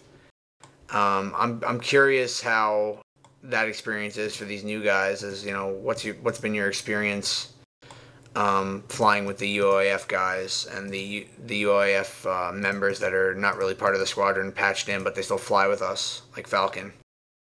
So, yeah, are you around, Lancer? Yeah. So yeah, can you tell us about how that's been, sort of coming on board, what your experiences have been with that?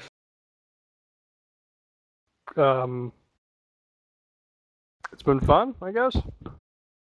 I mean, when you first started, you were pretty clueless, right? And then I guess Yeah.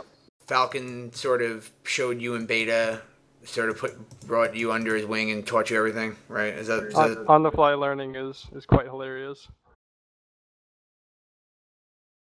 I mean, I know there was one point, I don't know when it was probably like over a year ago, where you tried to get into it and then you couldn't get into it, and that's Yeah. I think a lot of that had to do with the fact that you were trying to use a fucking Xbox controller. But I think so.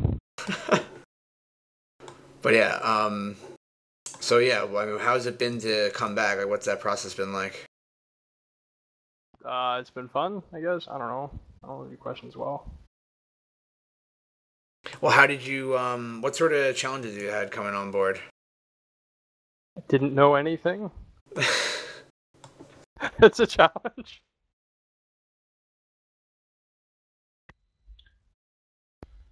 Yeah, I don't think not knowing anything is a strange feeling to anyone who's ever tried playing BMS.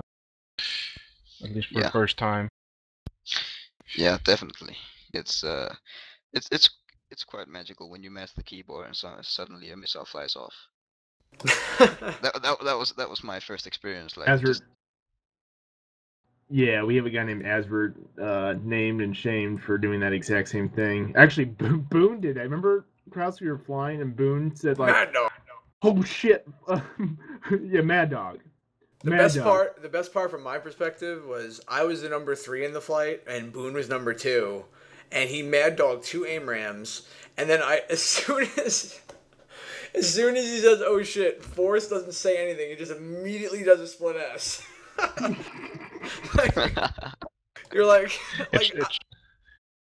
I was looking out my cockpit by 10 o'clock, and I just see Forrest just immediately do a max G split S, like a 9G split S, and I was like, Yeah, that's actually sorry, Viking. No, I was gonna say that was in Allied Force, right? Oh, well, I don't know. I know there was a few occasions in BMS as well. Like, I remember a few Fox 2 launches that happened in BMS. Yeah, in BMS, the Fox 2 sometimes tend to go off target and blow someone up, but it's a lot more difficult to do Mad Dogs in BMS than it was in Allied Force, I know, so. Yeah, you have to go into manual missile override mode and then hold down the pickle button. Yeah, in Allied Force, if you tap the launch button with an ARMA selected, it's a Mad Dog. Yeah, and in Allied Force, you don't even need to hold down the pickle button. You just tap it, and the fucking AIM-ram flies off. Yep. That's gonna be interesting on Saturday. Yeah. Yeah, for those that don't know, we're flying Allied Forces Saturday at 1700. Everyone's invited. Make sure you patch your game up. So, I mean, there's some other guys in here that are sort of new. I know, Viper, you're relatively new. I mean, you've been here for, 3 months? I mean, do you have any thoughts on joining, on first joining, like what your impressions were? Yeah, I actually just joined in, and after watching, like, I don't know, like your videos 5 times and trying it out myself and couldn't even figure out how to start the fucking plane. So that was a thing, and I just joined in the TS server and thought, like, I've always been a pretty shy guy, so I was like, this is not gonna work well with me. And I'm Danish, so the education system and the English is not on my side. So I was like, I have all odds against me, so let's do this. And I just joined in, and I saw Neo was lonesome in the Fight 4 channel, and I just joined in and said, hey, and he said, okay, you want to fight? And I was like, hell yes, that's why I joined. And so he was like, okay, so first we need to set up your keys. What do you use? What do you mean, what do you use? Okay, so like, what joystick do you use? Joystick? Yeah, you use a joystick, right? No. Why did you use a keyboard when you first started? I used the keyboard for the first 2 weeks. And I got good with the keyboard. I can now fly a session and a sortie with the keyboard. So if my joystick I can fly the whole mission with the keyboard. I am now trained. You're probably the only pilot in UAF who can do that. If UAFs, if everyone in UAFs had a sudden and catastrophic joystick failure, your aircraft would be the only one who would still be. Well, No, I no, know. no. I know most of the keyboard shortcuts. The only reason why I know them is because people ask me constantly on YouTube, how do you do this? And I have to like give them the default bindings. And I Yeah. would also be fine. I have a second joystick nearby, the older one. No. That's she said.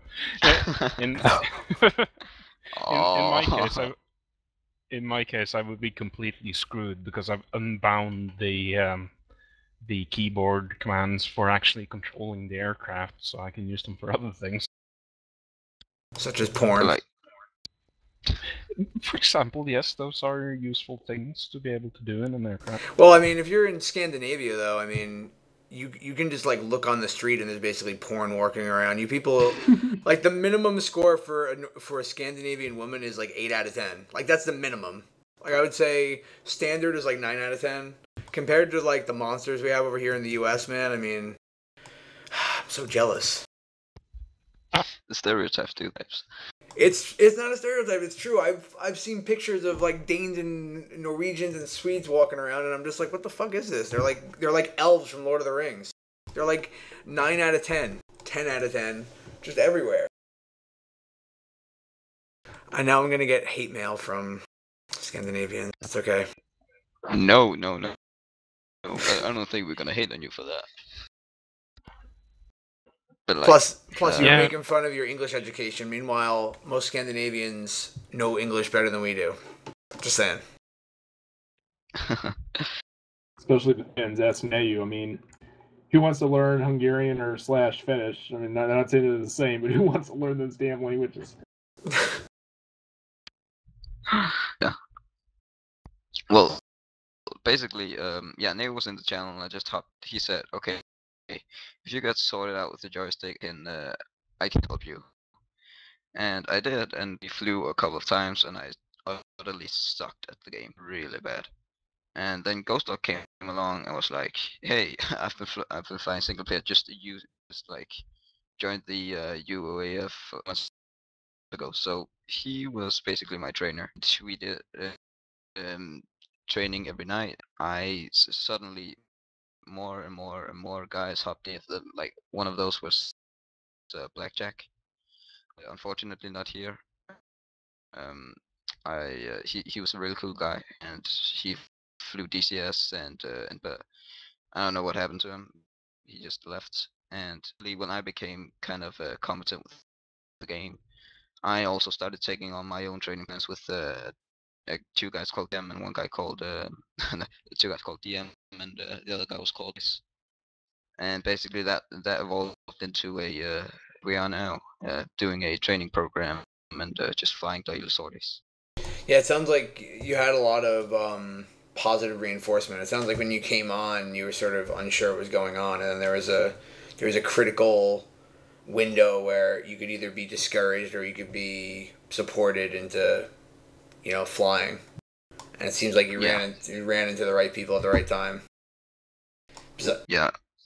I know that I started a new job over the past year, and I'm a VBS2 developer. I'm basically working on the military version of ARMA 2, and my hours do not correspond to the European hours anymore during the weekdays. So on weekdays, I can never fly with you guys, except sometimes at night when you're on like really late. But usually when I get home, it's 11 p.m. in the UK. You know what I mean? So it's really hard for me to, because I see you guys up here sometimes, but I'm usually cooking and making dinner when you guys are leaving. So it's like I'm just interested in that group because you're becoming a very active group of flyers here. I want to get you guys fully integrated into the squadron, and I know that the whole training thing you're doing is just going to be fabulous. So I'm really looking forward to that. I just have one question actually. Have you just stopped doing roster day and integrating people into the UOAF roster? No, the roster is open. I mean, it's not closed. It's just that I know me and Forrest, like, we weren't sure how to feel about you guys. We're enthusiastic about it because, you know, anyone who's flying here we're enthusiastic about, but it's just that you guys haven't been to the events that much, and we weren't sure what your commitment level was. But I mean, someone like you, obviously, you're probably the most active, one of the most active members we have if you're making training curriculums. And same thing with ghostdog. So if you guys want to be patched in, I'll patch you in right now. Yeah, ghostdog has a philosophy like he doesn't want to ask for it. He just wants to when he gets it. So I don't know about him, but I would definitely be happy about it. And the reason of us don't come that much to the event is like 1700 Zulu is prime time dinner in Scandinavian countries. Like that is the universal Scandinavian time for now we eat. I understand that. It comes into conflict over as well. Yeah, I know it's 5 p.m. I mean, it's where all Westerners eat at 5. I understand that, and what we can do is I can put up another vote. So that time that we have, it was originally 1900, okay, and the reason why it was moved to 1700 is because of daylight savings time, because it would fuck up the people in the U.S. versus in Europe, and that's why we did it. What we can do is we can do a vote on the forum. And if people want to fly at another time, we'll change it to whatever gets the most votes. Personally, for me, I'd rather actually fly later because I want to do stuff during the daylight hours in the U.S., especially on the weekends. I mean, I'm in an office all week. I don't want to have to... I'd rather be outside doing stuff. So for me, it would be better to play later. But obviously, however many people... You know, whatever's best for the majority of people is when we'll fly. So... I'll put up, after this podcast, I'll put up a poll on the forums. We'll do a vote. I'll leave it up there for like 2 weeks, and at the end of 2 weeks, we'll pick a new time. Does that sound good? Let me just go check this regulates well with the charter's requirements for polls within UO. Oh, it's going to be a, it won't be a UO poll. It will be like one of those things that we... joke. Ha. Ding. Sorry, you have to remember, as a UO regular, I have to ensure, at least to some standard, that we are following the requirements of the charter. Yes. Otherwise, we might be voted out as regulars and banned somehow. Yes. So I just want to go back to. Are you still here, Lancer? Yeah. I just want to ask you, like, so when you originally started flying with us, and then you just went inactive, why was that? Like, what turned you off from it? I honestly do not remember. Okay. It seemed like, and this is something I'm trying to figure out as a leader, is just like what turns people off, because it seemed like you were just overwhelmed by it. Is that a fair assessment, or is that just me projecting? I think, well, personally, I don't think there was enough people playing, like, that I knew from, like, our channel down there, so... Okay, yeah. So when Falcon and Beta really got into it, that's when you started getting into it? Yeah. Yeah. That's fair. I mean, it's. I think that's pretty common, though. Like, people, they want to fly with people that they know. I mean, it takes a while to get warmed up to people, I guess. I thought we had something, Lancer. I thought we had something. Our love was forbidden. Hey, me and Lancer declared our love for each other while we were being shot at by a BTR last weekend. and then Lancer got incinerated by a fuel tank that exploded, okay? So it's a love that will live through the centuries. That was terrifying, by the way. I don't think I've ever been, like, more scared in ARMA ever. Yeah. The candle that burns with the power of 100 gallons of gasoline burns a lot quicker. It's true. Viking, Or I can link it something to you like if you want. It's fucking terrifying. Basically, Lancer was hiding behind a gas barrel, and I was in a shed dealing with a critical casualty. I was in a shed dealing with a critical casualty. Lancer was hiding behind, like, a gas tank, and the BTR shot the gas tank, exploded, lit Lancer on fire, and then... You I stopped, drop, and tried roll? getting away, and then I ran into another BTR. Oh, you didn't light on fire? No, I didn't light it on fire. Let me look at you, dude. All I hear from Lancer is like, ah, ah, and then just trails off, and that was the end of it. I was like, oh, okay. For those that are listening, for the background to this, I believe this is referring to the large TVT event that UO held called the TVT Madhouse, which is an upwards of 100 people playing TVTs in ARMA 2 with the Ace mod against each other. Yes. There you go. Link a channel. There we go. All right. I'm back. So carrying on here, I guess the next thing I want to talk about is, you know, like what is one of your favorite memories flying with us? So we'll just go down the list if you want to share. Like, if you had to pick like some favorite memories or things that make you feel warm and fuzzy inside, Deathstrike, what would you say are some cool things about the squadron? As the moment I got to fly a tornado, I made a mess.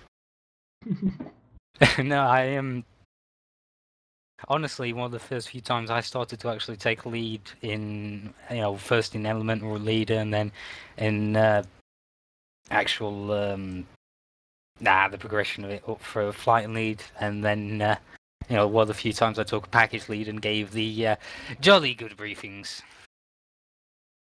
It are still around on YouTube somewhere, and I still dread looking back. They are going to be linked when I post this on YouTube, just so you know.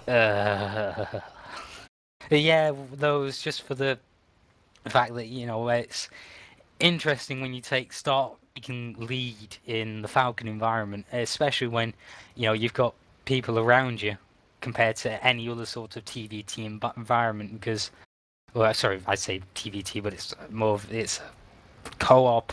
God, my head's spinning. Sorry, but taking command, though, speaking truthfully, is an interesting experience because it's normally in Falcon you're having to balance keeping yourself in the air and then being able to drop something.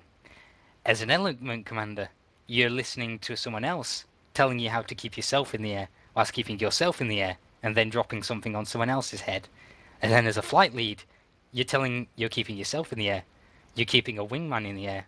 You're keeping an element leader in the air, who's in turn keeping his element wingman in the air.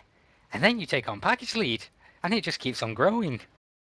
It's just a continual expansion in what is beneath you, and how each and every single one has to work perfectly together in a package. Because, you know, if you say that to your seed, you're doing an Oka strike on an airbase, your seed is late by 2 minutes. Your Oka group is then, but he's still on carrot, but the seed hasn't told them they're 2 minutes. They are 2 minutes behind, and that they're still in the middle of dropping, I don't know, some CBUs on the airbase to knock out some AAA to keep them attrited rather than targeting the Oka. They could be flying into those CBUs, and they could take damage that, you know, either destroys them or forces them off the target. You know, timings alone are crucial, and then being able to manage the changing environment, because it's all been good having a plan and planning what to do in case something happens. But as the North Korean Maverick has shown us in the past, things really can change at a moment's notice. And it's one of the best leading experiences you can have when you really get into it. What about you, Force? Okay, so favorite memories. I have most of my favorite memories in BMS are actually not necessarily me flying. I'm in the package, but it's watching Krause's videos. I'll mention one of them, and then I'll go to my definitive favorite moment. Basically, we were doing there's actually two. Let me just do two, and I'll do it really briefly. We decided to preemptively attack China. We felt that their presence in the region was not welcome, so we decided to do a Pearl Harbor raid, and none other than Asvert himself was present, and he gave us a speech. I will finish talking. I will link you the video to that engagement that creates on Krause's channel. Second BMS favorite memory. We were going up against an airfield near the Chinese-North Korean border. okay, and there's an SA-6 on target, and basically the SA-6 and the SA-11 have like the most ferocious sounding, and the Grizzly for that matter, but we don't really go up against those, had the most ferocious sounding RWR noise. It's like this, it's basically like this haunted, they're all kind of scary, but this one's like the worst one. And I'm watching Krause's video. You get Mud 6 like 12 o'clock. He decides to go down, and speed up, engage his burner, speed up to drop his bombs before he gets engaged. Well, sure as shit, he gets engaged, and you hear this, and the beeper goes off, and the missiles are in the air, and you see him, and Boondock, the Philly man himself goes, "Yo, Krause, you got 2 SA-6s on him. How cool up be?" And that's all the information Krause has, and he just goes defensive. And he looks off his left canopy, and sure enough, 2 missiles fly right over his canopy. And he goes, "Just tell me when to break. That's all I need to hear." He was getting basically no information, but Boon was, it was great because he was kind of new, and he was just like, oh shit, in the moment. And that's on video as well, and I will link you when the time comes. Favorite memories from my experience, I will link them at the bottom of TeamSpeak, respectively. This was an Allied Force mission. It's 2 clips of the same footage. The first clip is basically we're flying along all nice and dandy, and we get actually my RWR was off. Okay, I was basically pulling a Scott O'Grady. It wasn't my fault. It was just by default, well, I guess it is my fault because I didn't check it. But when we started the game, it was off, so I had no RWR contact. I thought we were nice and dandy. But sure enough, there's an SA-10, 12 o'clock, and I think Krause spotted it. And basically, yeah, I see the missile. I see the missile coming in to 12 o'clock, like streaking across right to left. Yeah, and I'm like, okay, whatever. And Krause is like, oh shit, possible SA-10 launch, and I'm like, whatever. And Krause is like, break, and I'm like, me? And he goes, yes. And I just do a split S, and you see the missile like pull probably like 20 Gs. Like going down, and it basically it's really well described in the video. It barely misses me. I think it just crashes into the ground after I do the split S. Pretty insane. Not 10 minutes or 13 minutes later, we finally get to Belgrade. Merlo is having trouble dropping bombs. He lines up on the target, finally drops his bomb, and none other says, "Mahalo, fuckers."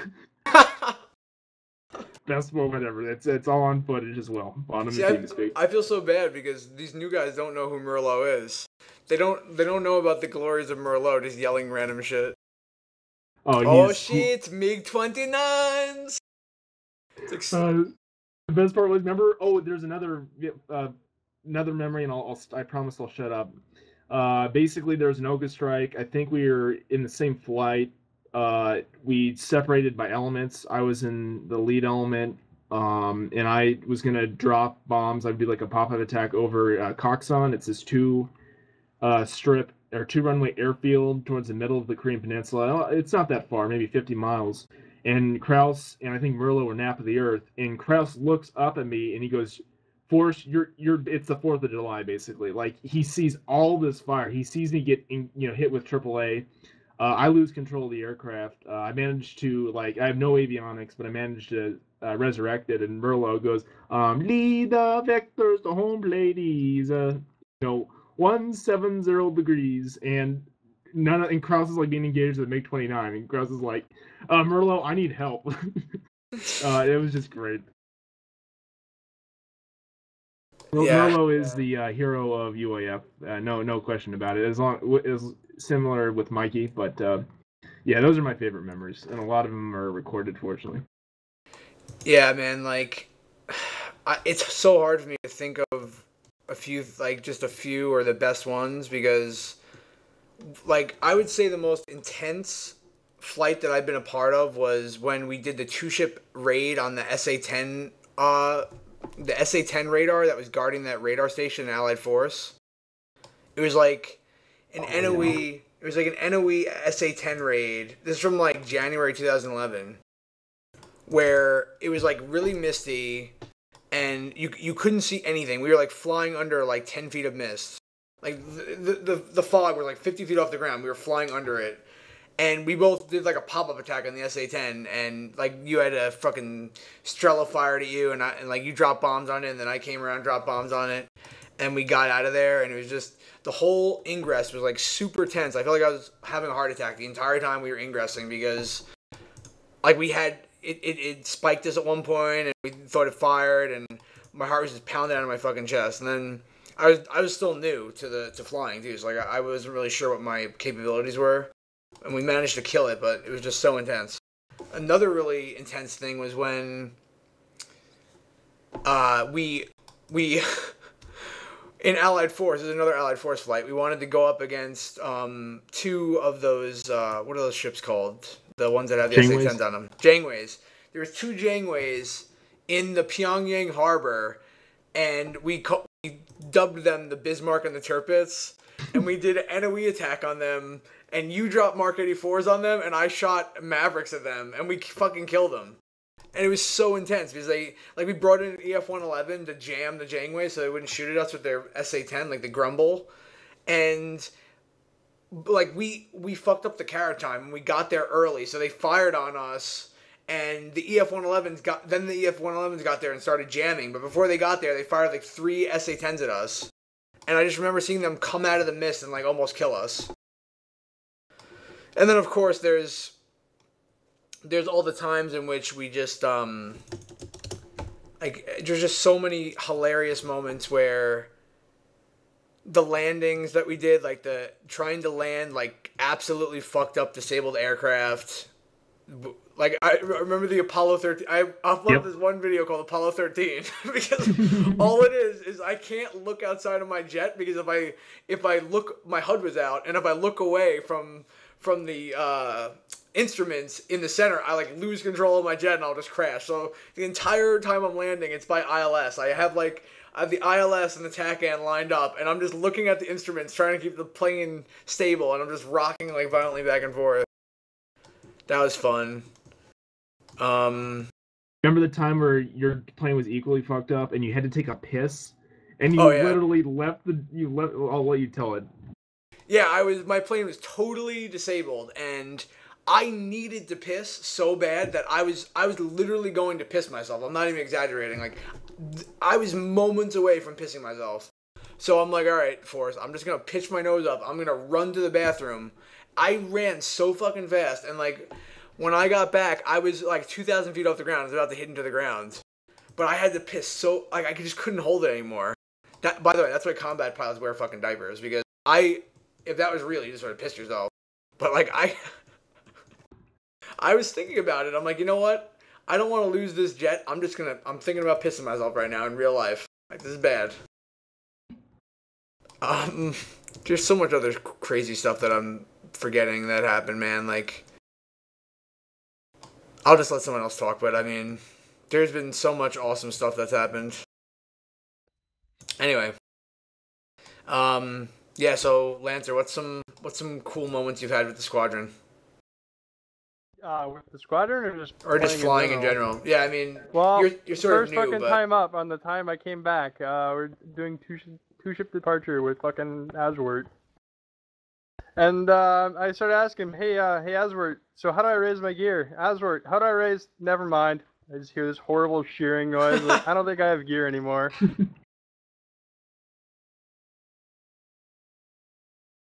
That's beautiful, man. I landed it with no gear. That was good. It kind of slid. Oh, were you were in that flight where my AIM-9 locked onto the Archer, right? Were you in that flight? Yeah. Yeah, so the craziest shit happened. I'm just going to tell this for those that don't know, but basically, I was in a dogfight. Okay, Lancer was my wingman. Yeah, you were in that flight because you were my wingman. Yeah, okay. I was there, but I had to go, though. Remember, you turned back to... Yeah, you had no fuel. Yeah, yeah. We were over the flot, and these MiG-29s jump us, and Lancer has no fuel because he was brand new and he didn't know how to conserve his fuel. So he's RTBing with, like, no fuel at home plate. Like, he can't do any defensive maneuvers. And these two MiG-29s merge into us, and I had to protect my wingman. So I turned around, and I just go into them, and all I had left was an AIM-9. So or sorry, I had a one aim 20 and an aim 9. So I kill the first bandit with an aim 120, and then I'm merging into the second bandit with my aim 9, which is stupid. Like you're not supposed to merge into a MiG 29 when all you have is a heater, especially a front aspect. So I'm fucking merging into this bandit, and we're right by the flot. And I didn't know there was anything there because I was like padlocked on the MiG-29. But what happened is he banked up into me with his nose high. So he was in like he was basically doing like a yo-yo up into me, and which is a Scaval shot. Like I knew he was going to shoot an archer at me. He banks up, and I nose down into him, and I'm like, fuck this. I need to merge into him, and we're going to shoot at the same time. We'll see what happens. Because I need to save Lancer. Lancer's going to fucking die if this MiG catches up to him. So I'm going nose down. He's nose high, yo-yo up into me, merging in with like 1,000 knots of slam. I shoot my aim 9 at him, and he shoots his archer at the same time. And then the craziest shit happened. I've never seen anything like this ever happen in BMS. My fucking aim 9 locks onto his archer and hits his archer and renders it ballistic. And I saw an explosion. I thought that I killed him. So I wasn't sure if I killed him. I acted as if I killed him. I popped flares. I went down defensive, down towards the deck. And then as I'm coming off and I'm about to gain altitude, I get a MiG-29 spike way within lethal, like within gun range. And so I start acting defensively and doing brake turns and shit. And I look over my right shoulder and a SAM flies up, which I thought was an enemy SAM. It was actually a Stinger from a Marine Corps battalion that was nearby, and it killed the MiG-29. And which I then saw. He was coming down nose low and was about to shoot another archer at me. But yeah, man, that's why I love BMS so much, because there's all these like unexpected events that happen. It's just like being in a real war. Like you never know what's gonna happen until it happens. It's like just crazy. Anyway, yeah. So Viper, what's some good experiences you've had with the squadron? Well, this might be just a fun experience than like turns. Sorry, when I think it was ghostdog that actually of I think it was a 7 to 8 ship. That was interesting to say the least. We were doing an NOE strike on a bridge, so that was some fun. And yeah, so actually quote one that is very known in the UAF community. It was hell. Yep. And actually, my favorite quote from one in the UAF is you, Krause. You, I flew with you once, and when you're giving out orders, you're killing them and yelling random shit. That's basically how you roll. And I remember someone asked like you just yelled, I didn't know what to do, and you go like, yeah, I just yell random shit and hope for the best. My lead. Wait, what? So I think I have that on Fraps though. It was a flight with Dutch and I think Lancer was dead. What did I say? You said you just yelled random shit and hope for the best when you're leading. Yeah, I mean, you can get so overwhelmed when you're leading something, you just don't have time to explain what's going on.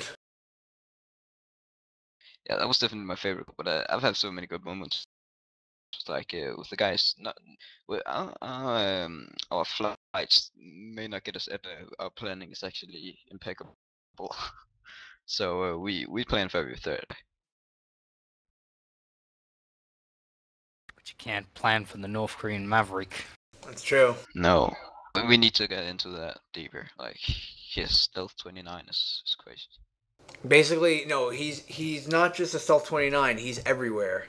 He's like the aim 9 papa of pilots. Okay, you cannot escape. You just cannot escape. Hey, he doesn't even have a name. Discuss. We don't even know. Okay, so that's the reason why we haven't patched you into the squadron, is because there's a little known fact, but in order to qualify to join the squadron, you have to actually defeat the North Korean Maverick in ACM. And it's really hard. Anyway, yeah, so vking, what's some good shit you've done with the squadron? Well, the two things I remember best, or at least remember best right now, anyway.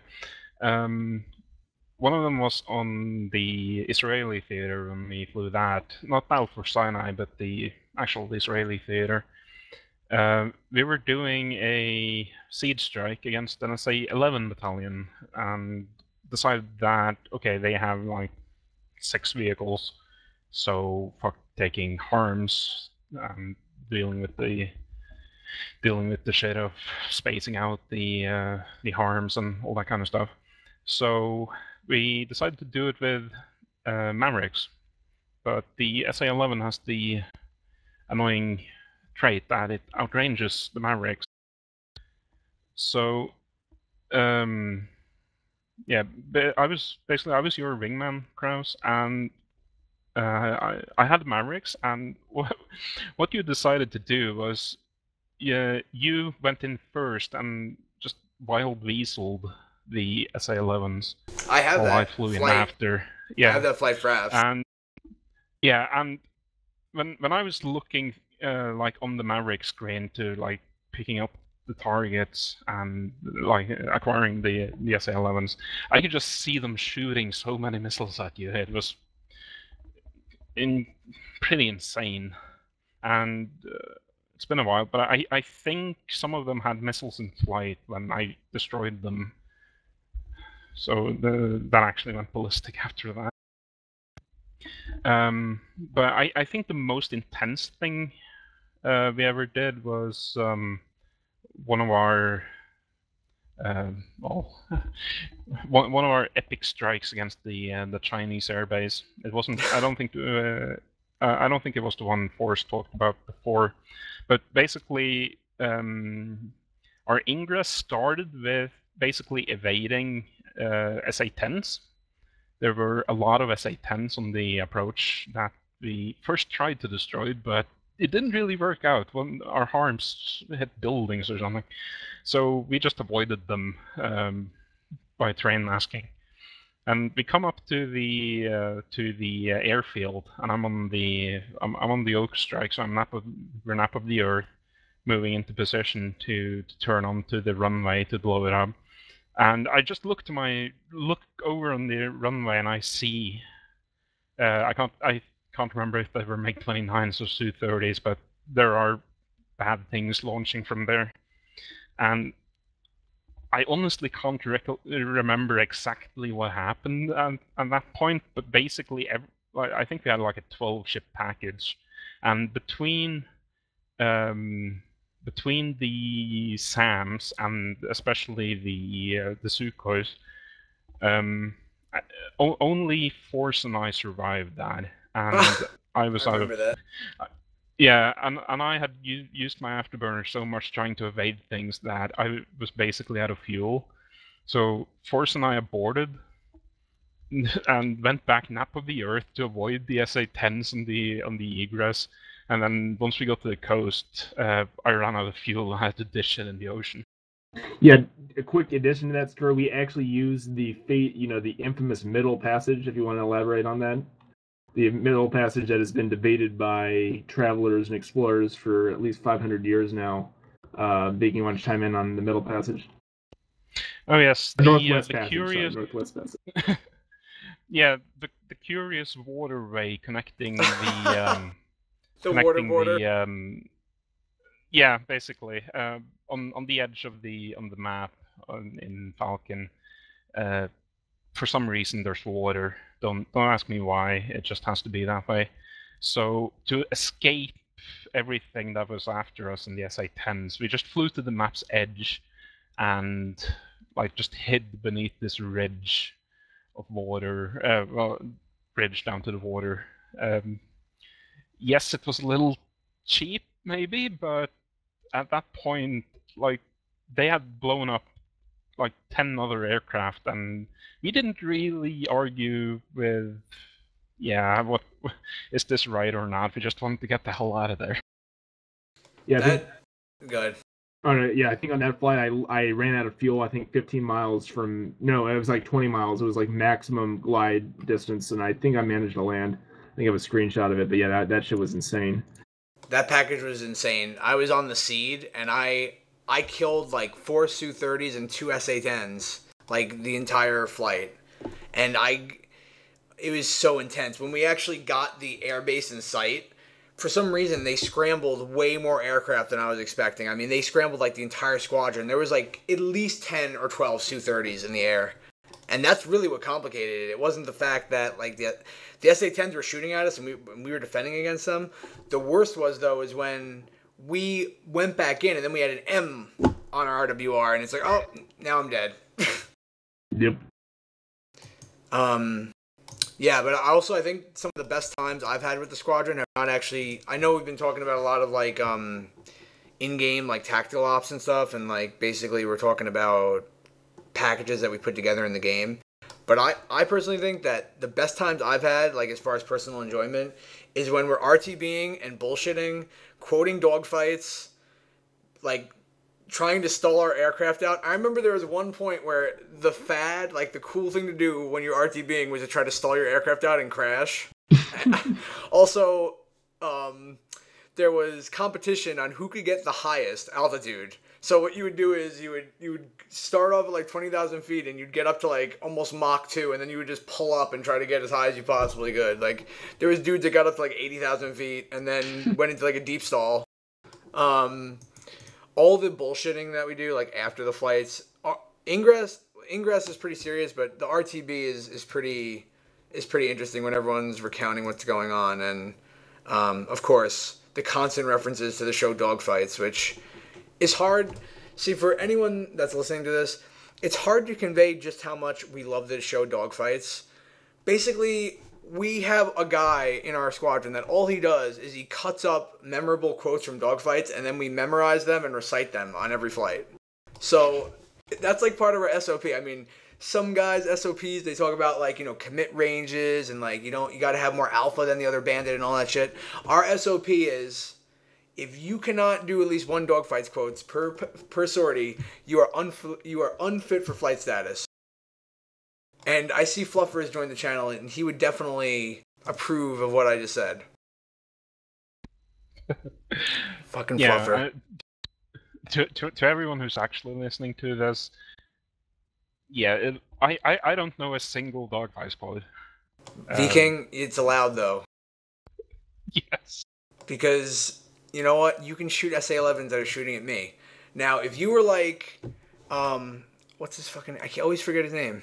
Okay, if you were like a Fletcher and you didn't know dogfight quotes, if you didn't know dogfight quotes and you didn't know how to shoot SA-11s, I would say you're out. But you know one or the other, you're good to go. If Fletcher's listening to this, I want to say that we love you and we are willing to bring you, just like the prodigal son, we are willing to receive you in open arms if you choose to join our league again. You are truly a hero of the UOAF. Your name is not forgotten. Yeah. And we will include the Western Mountain Time for all UOAF events. Yep. It'll be in Zulu and then it'll be in Western Mountain Time. Those are 2 options you have. Yeah, but that's to me that's what really sticks out in my mind is just all the like post-flight analysis, the bullshitting, the dogfight quotes, and then of course the Merlo worship, which never ends. It's just a continuous stream of Merlo worship, even though he doesn't even fly with us anymore. Dirty fingernails. Dirty fingernails. Put the pepper onto the target and pull the trigger. Shot team down. You fall into the base. Mike, Taco Bell. It's just a tradition of UOAF is what I would call it. It's just how many you go up, not just thinking about how you're going to execute the mission. You're thinking, how many quotes can I put in place here? How many times can I say that I'm putting the pipper onto the target or that I see dirty fingernails? How many times can I do that? Also, how much of a badass are you compared to JT Britain? Because if you do a landing that's really dangerous, are you good enough? Was it intense enough to declare it as being hell? Because until you can say It was hell. You can't compare to real flyers. Put her in on the runway. Made a lot of landing since then. Whenever one like that. I just slicked her.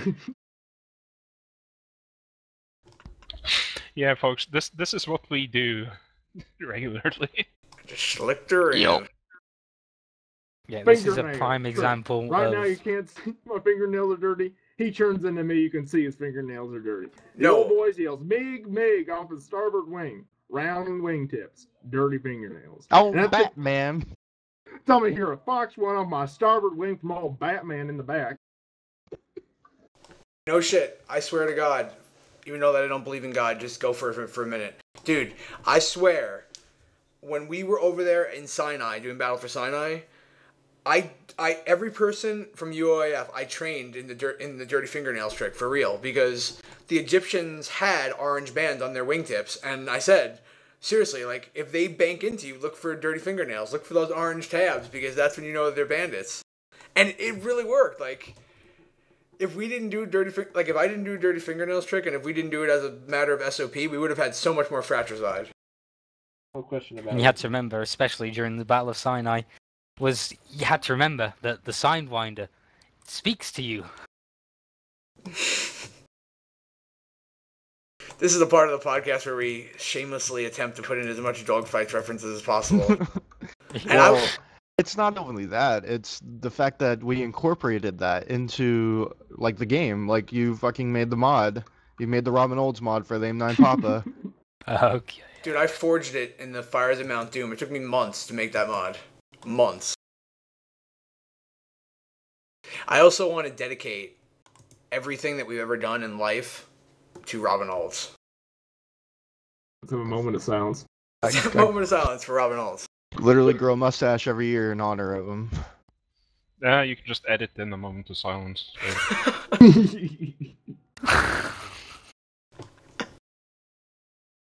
Yeah, that's a good example of a way back home talk.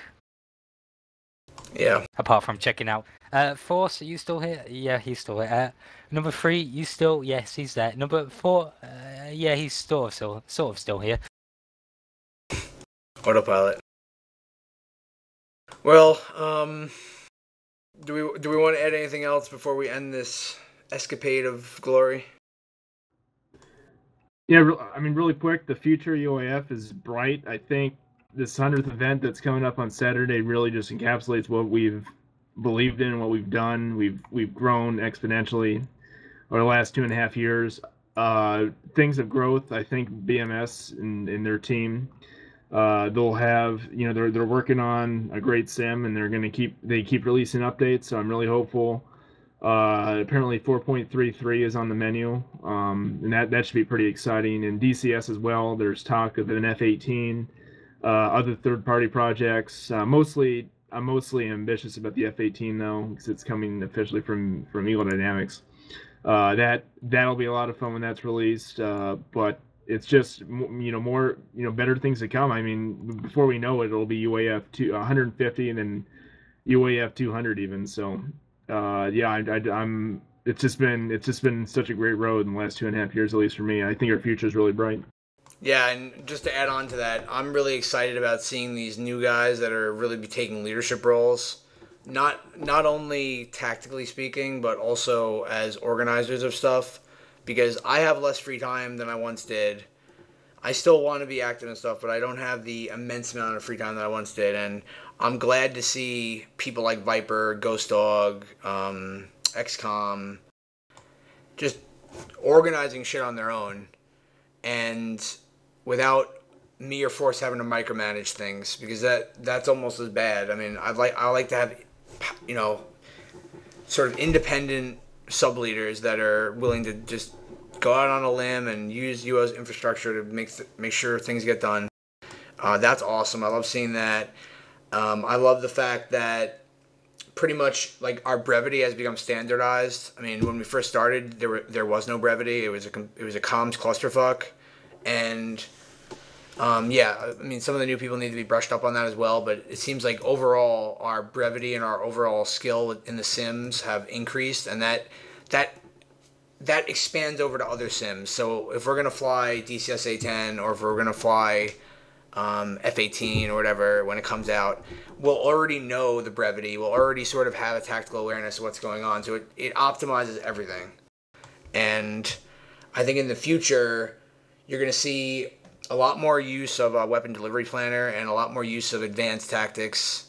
We're going to fly a lot more sort of, because we're at the point now where there's enough people that are experienced that they can hold together complex stuff, even if the entire flight isn't experienced. And yeah, I'm really happy to see us over there on the Falcon Online server. I want to see that continue. I want to see us do more stuff with other squadrons like the 373rd and other community members, like Cobra Base and stuff like that. I'm excited to see that sort of interoperability going on. Oh, by the way, was asking me about a another unofficial event at weekdays because there's a lot of guys that can't make it at the Saturdays. So it would be like a bit of for the new guys. If they want to get some more events in, then me and ghostdog we already do this big like a forum post or something like visual because we're already doing this every single day. We're flying with join. They can just join like pick up flights. Yeah. But I was just thinking about in a bit more constructed and this date. Yeah, that's fine. I mean, that's the only thing we're gonna say is that you can do that as long as you. And I don't need to tell you this because you already do it, but it needs to obey the UOAF SOPs, which is basically there has to be a tactical organization of the package. That basically the stuff you already do. And anyone who's breaking those rules needs to be dealt with. But other than that, yeah, I mean, we can get that stuff posted on the forum. We can get it posted in the news section on the website. We can get all sorts of banners made. I mean, there's all sorts of institutional support we have because at UO is an ARMA 2 community primarily, but we're also about tactical play across all these platforms. So, yeah, I mean, if you want to organize a midweek session, I would love that, especially if it's late enough so that I could attend it or at least catch the end of it. That would be awesome. And I also know that I'll probably follow up. I also know that like Lancer and Beta and Falcon, which is another group that's sort of playing on their own, and I've been playing with them too, as well as Tinfoil. I know you two groups haven't really flown together, but they're also around during the same time, and you can get some really awesome packages going if you guys start flying together. So yeah, I think we can actually get a very nice meetup. You actually like forge those two packages together because there is kind of a group of like the not a true name drop, but like Golden and XCOM and Viking. And then, not Viking, sorry, and Ghostdog and Neo and stuff that fly on weekdays and a lot of weekdays. And there's you guys, which is Lancer and you and Fluff and Deathstrike and stuff like that, who basically flies the events and some, I wouldn't call it private, but the American time flights. It's pretty impossible for European guys to catch. So if we could find a time zone in a date where we could actually force that together, I think we could have some really epic flights with complicated packages and stuff like that. Oh yeah, and that's another thing is, like when I'm home, when I come home from work, I'll usually hang out in my channel, like my private channel. But it's not, I guess it's hard to communicate this, but I want people to barge in and just hang out. So if you guys ever want to fly with us and we're down there by ourselves, just come get us. It's not like the door's open, you know what I mean? So. Really? Yeah. It's not private at all. I mean, the only time I get annoyed is when people come in there and just start doing their own thing. Like, they basically use our channel to do something else. But you're more than welcome. And that's anyone that's listening to this. You're more than welcome to hop on and come down and say what's up. And I guarantee you people will be very interested in joining whatever you're doing, or at least tell you that they'll join at another time or something. Okay, so just to poke you guys if you are down there and are in the public, not the private channel. Yeah, or just come down and be like, hey, what's up? What are you guys doing? But Yeah, so anyone else have any thoughts or reflections on the future? Anything cool we can do? Anything that we're doing wrong that we can improve upon? Anything like that?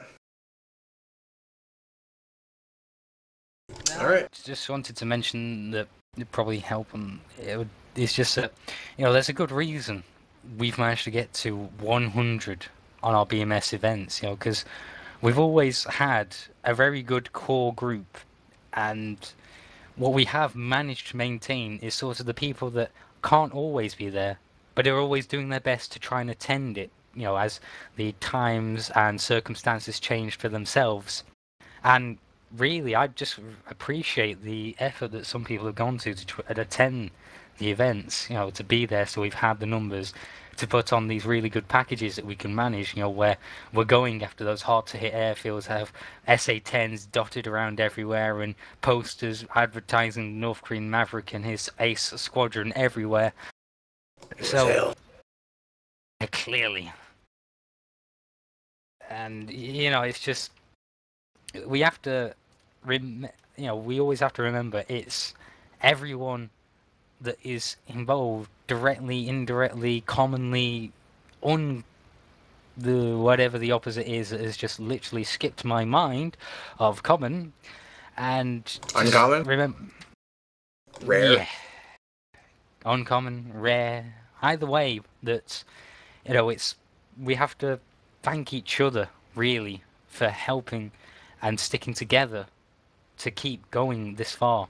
And I sure as hell believe that we can just keep that on, as said, through 150, 200, 4.33, DCS F-18, DCS Hawk, whatever else is thrown our way in the future. Typhoon. Fingers crossed, out there, DCS, Typhoon, yes, please. My Money one regret can be thrown. My one regret is that Asward isn't here to do the Independence Day speech. That's my one regret. Well, I'd have to drag in Zedek if he was here to do that. I'm sorry, Deathstrike, but I have a request of you. Go on. I need you to do the Independence Day speech. I haven't got that to hand. Hang on. I got it. Or you could sing Jerusalem. Take your pick. My throat is not that well at the moment to sing Jerusalem, unfortunately. I'm suffering a throat. Things in my mind making me ill, which are not normal. Oh, you're talking about ensemble. Deathstrike should be the tenor, and Viking should be the bass. And I think you guys should sing us something. Honestly, it should be Henry V. It should be the Agincourt speech, but I will allow Independence Day. Okay. Good morning. In less than an hour, aircraft from here will join others from around the world, and you will be launching the largest aerial battle in the history of mankind. Mankind. That word should have new meaning for all of us today. We can't be consumed by our petty differences anymore. We will be united in our common interest. Perhaps it's fate that today is the 4th of July, and you will once again be fighting for our freedom, not from tyranny, oppression, or persecution, but from annihilation. We're fighting for our right to live, to exist, and should we win the day, the 4th of July will no longer be known as an American holiday, but as the day when the world declared in one voice, we will not go quietly into the night. We will not vanish without a fight. We're going to live on. We're going to survive. Today, we celebrate our Independence Day. I love the irony of a British dude doing that speech. That's the best part. Was literally thinking that the whole entire time, and it's amazing. And it's done with such a British inflection. Technically, I've broken several laws from someone of Her Majesty's royalty saying such words, but I feel that due to the circumstances and the situation posed here, it can be allowed. We can always make up for it just by singing. I think we should. I mean, I'll sing it with you. Krause, you should record as we're doing it later, and then just overlay it over. I will. Wait, what are we singing? I heard an invitation of song and I got excited. Yes, I will link you at the bottom. I We should have all it. sing this ensemble. Like everybody should sing this. This is gonna be. Oh, you don't it's want like- that? I This just is- linked it. This is gonna be a huge epic fail, man. I've Just never. go for it. I don't even know what this. I've never heard this song before. I don't even know what the tune is. Which is It's gonna make this just- even better. It's, just so you get the idea. It's like, and did those feet in ancient time? Oh, I've heard that song.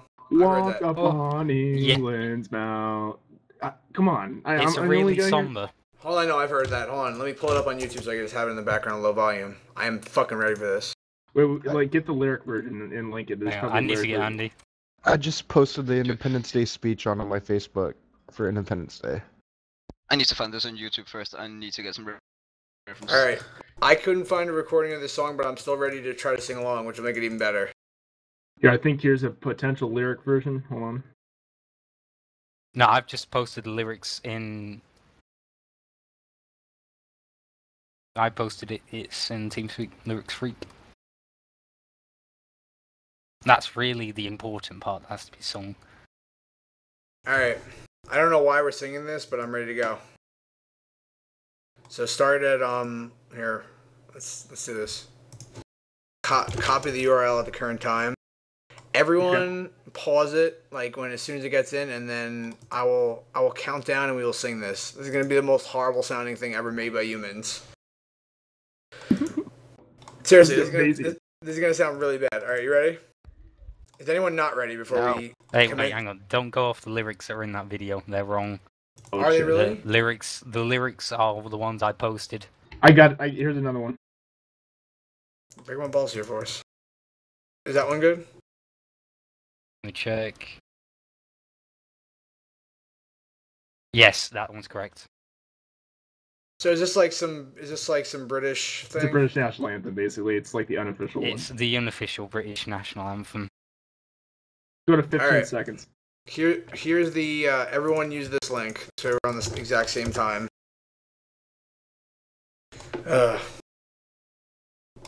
This is such a useful time of our Independence Day. All right, are we good to go? All right, ready? 3, 2, 1, play. Did those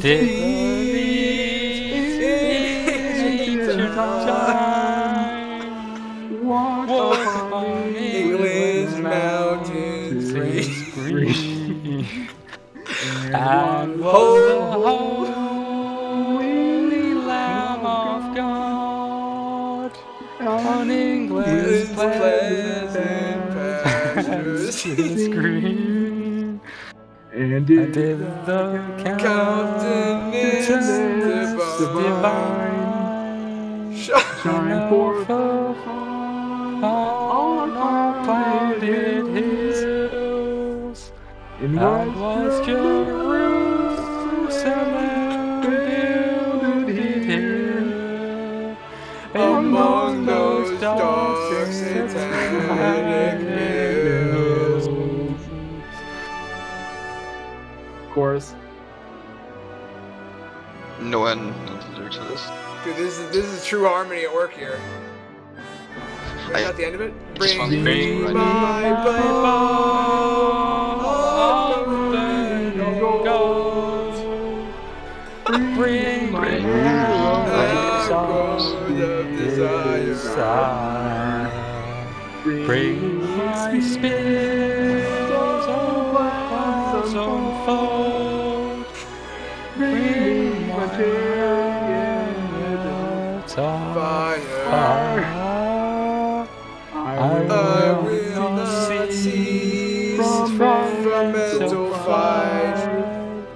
Nor shall my sword sleep in my hand till we have built Jerusalem in England's green pleasant land.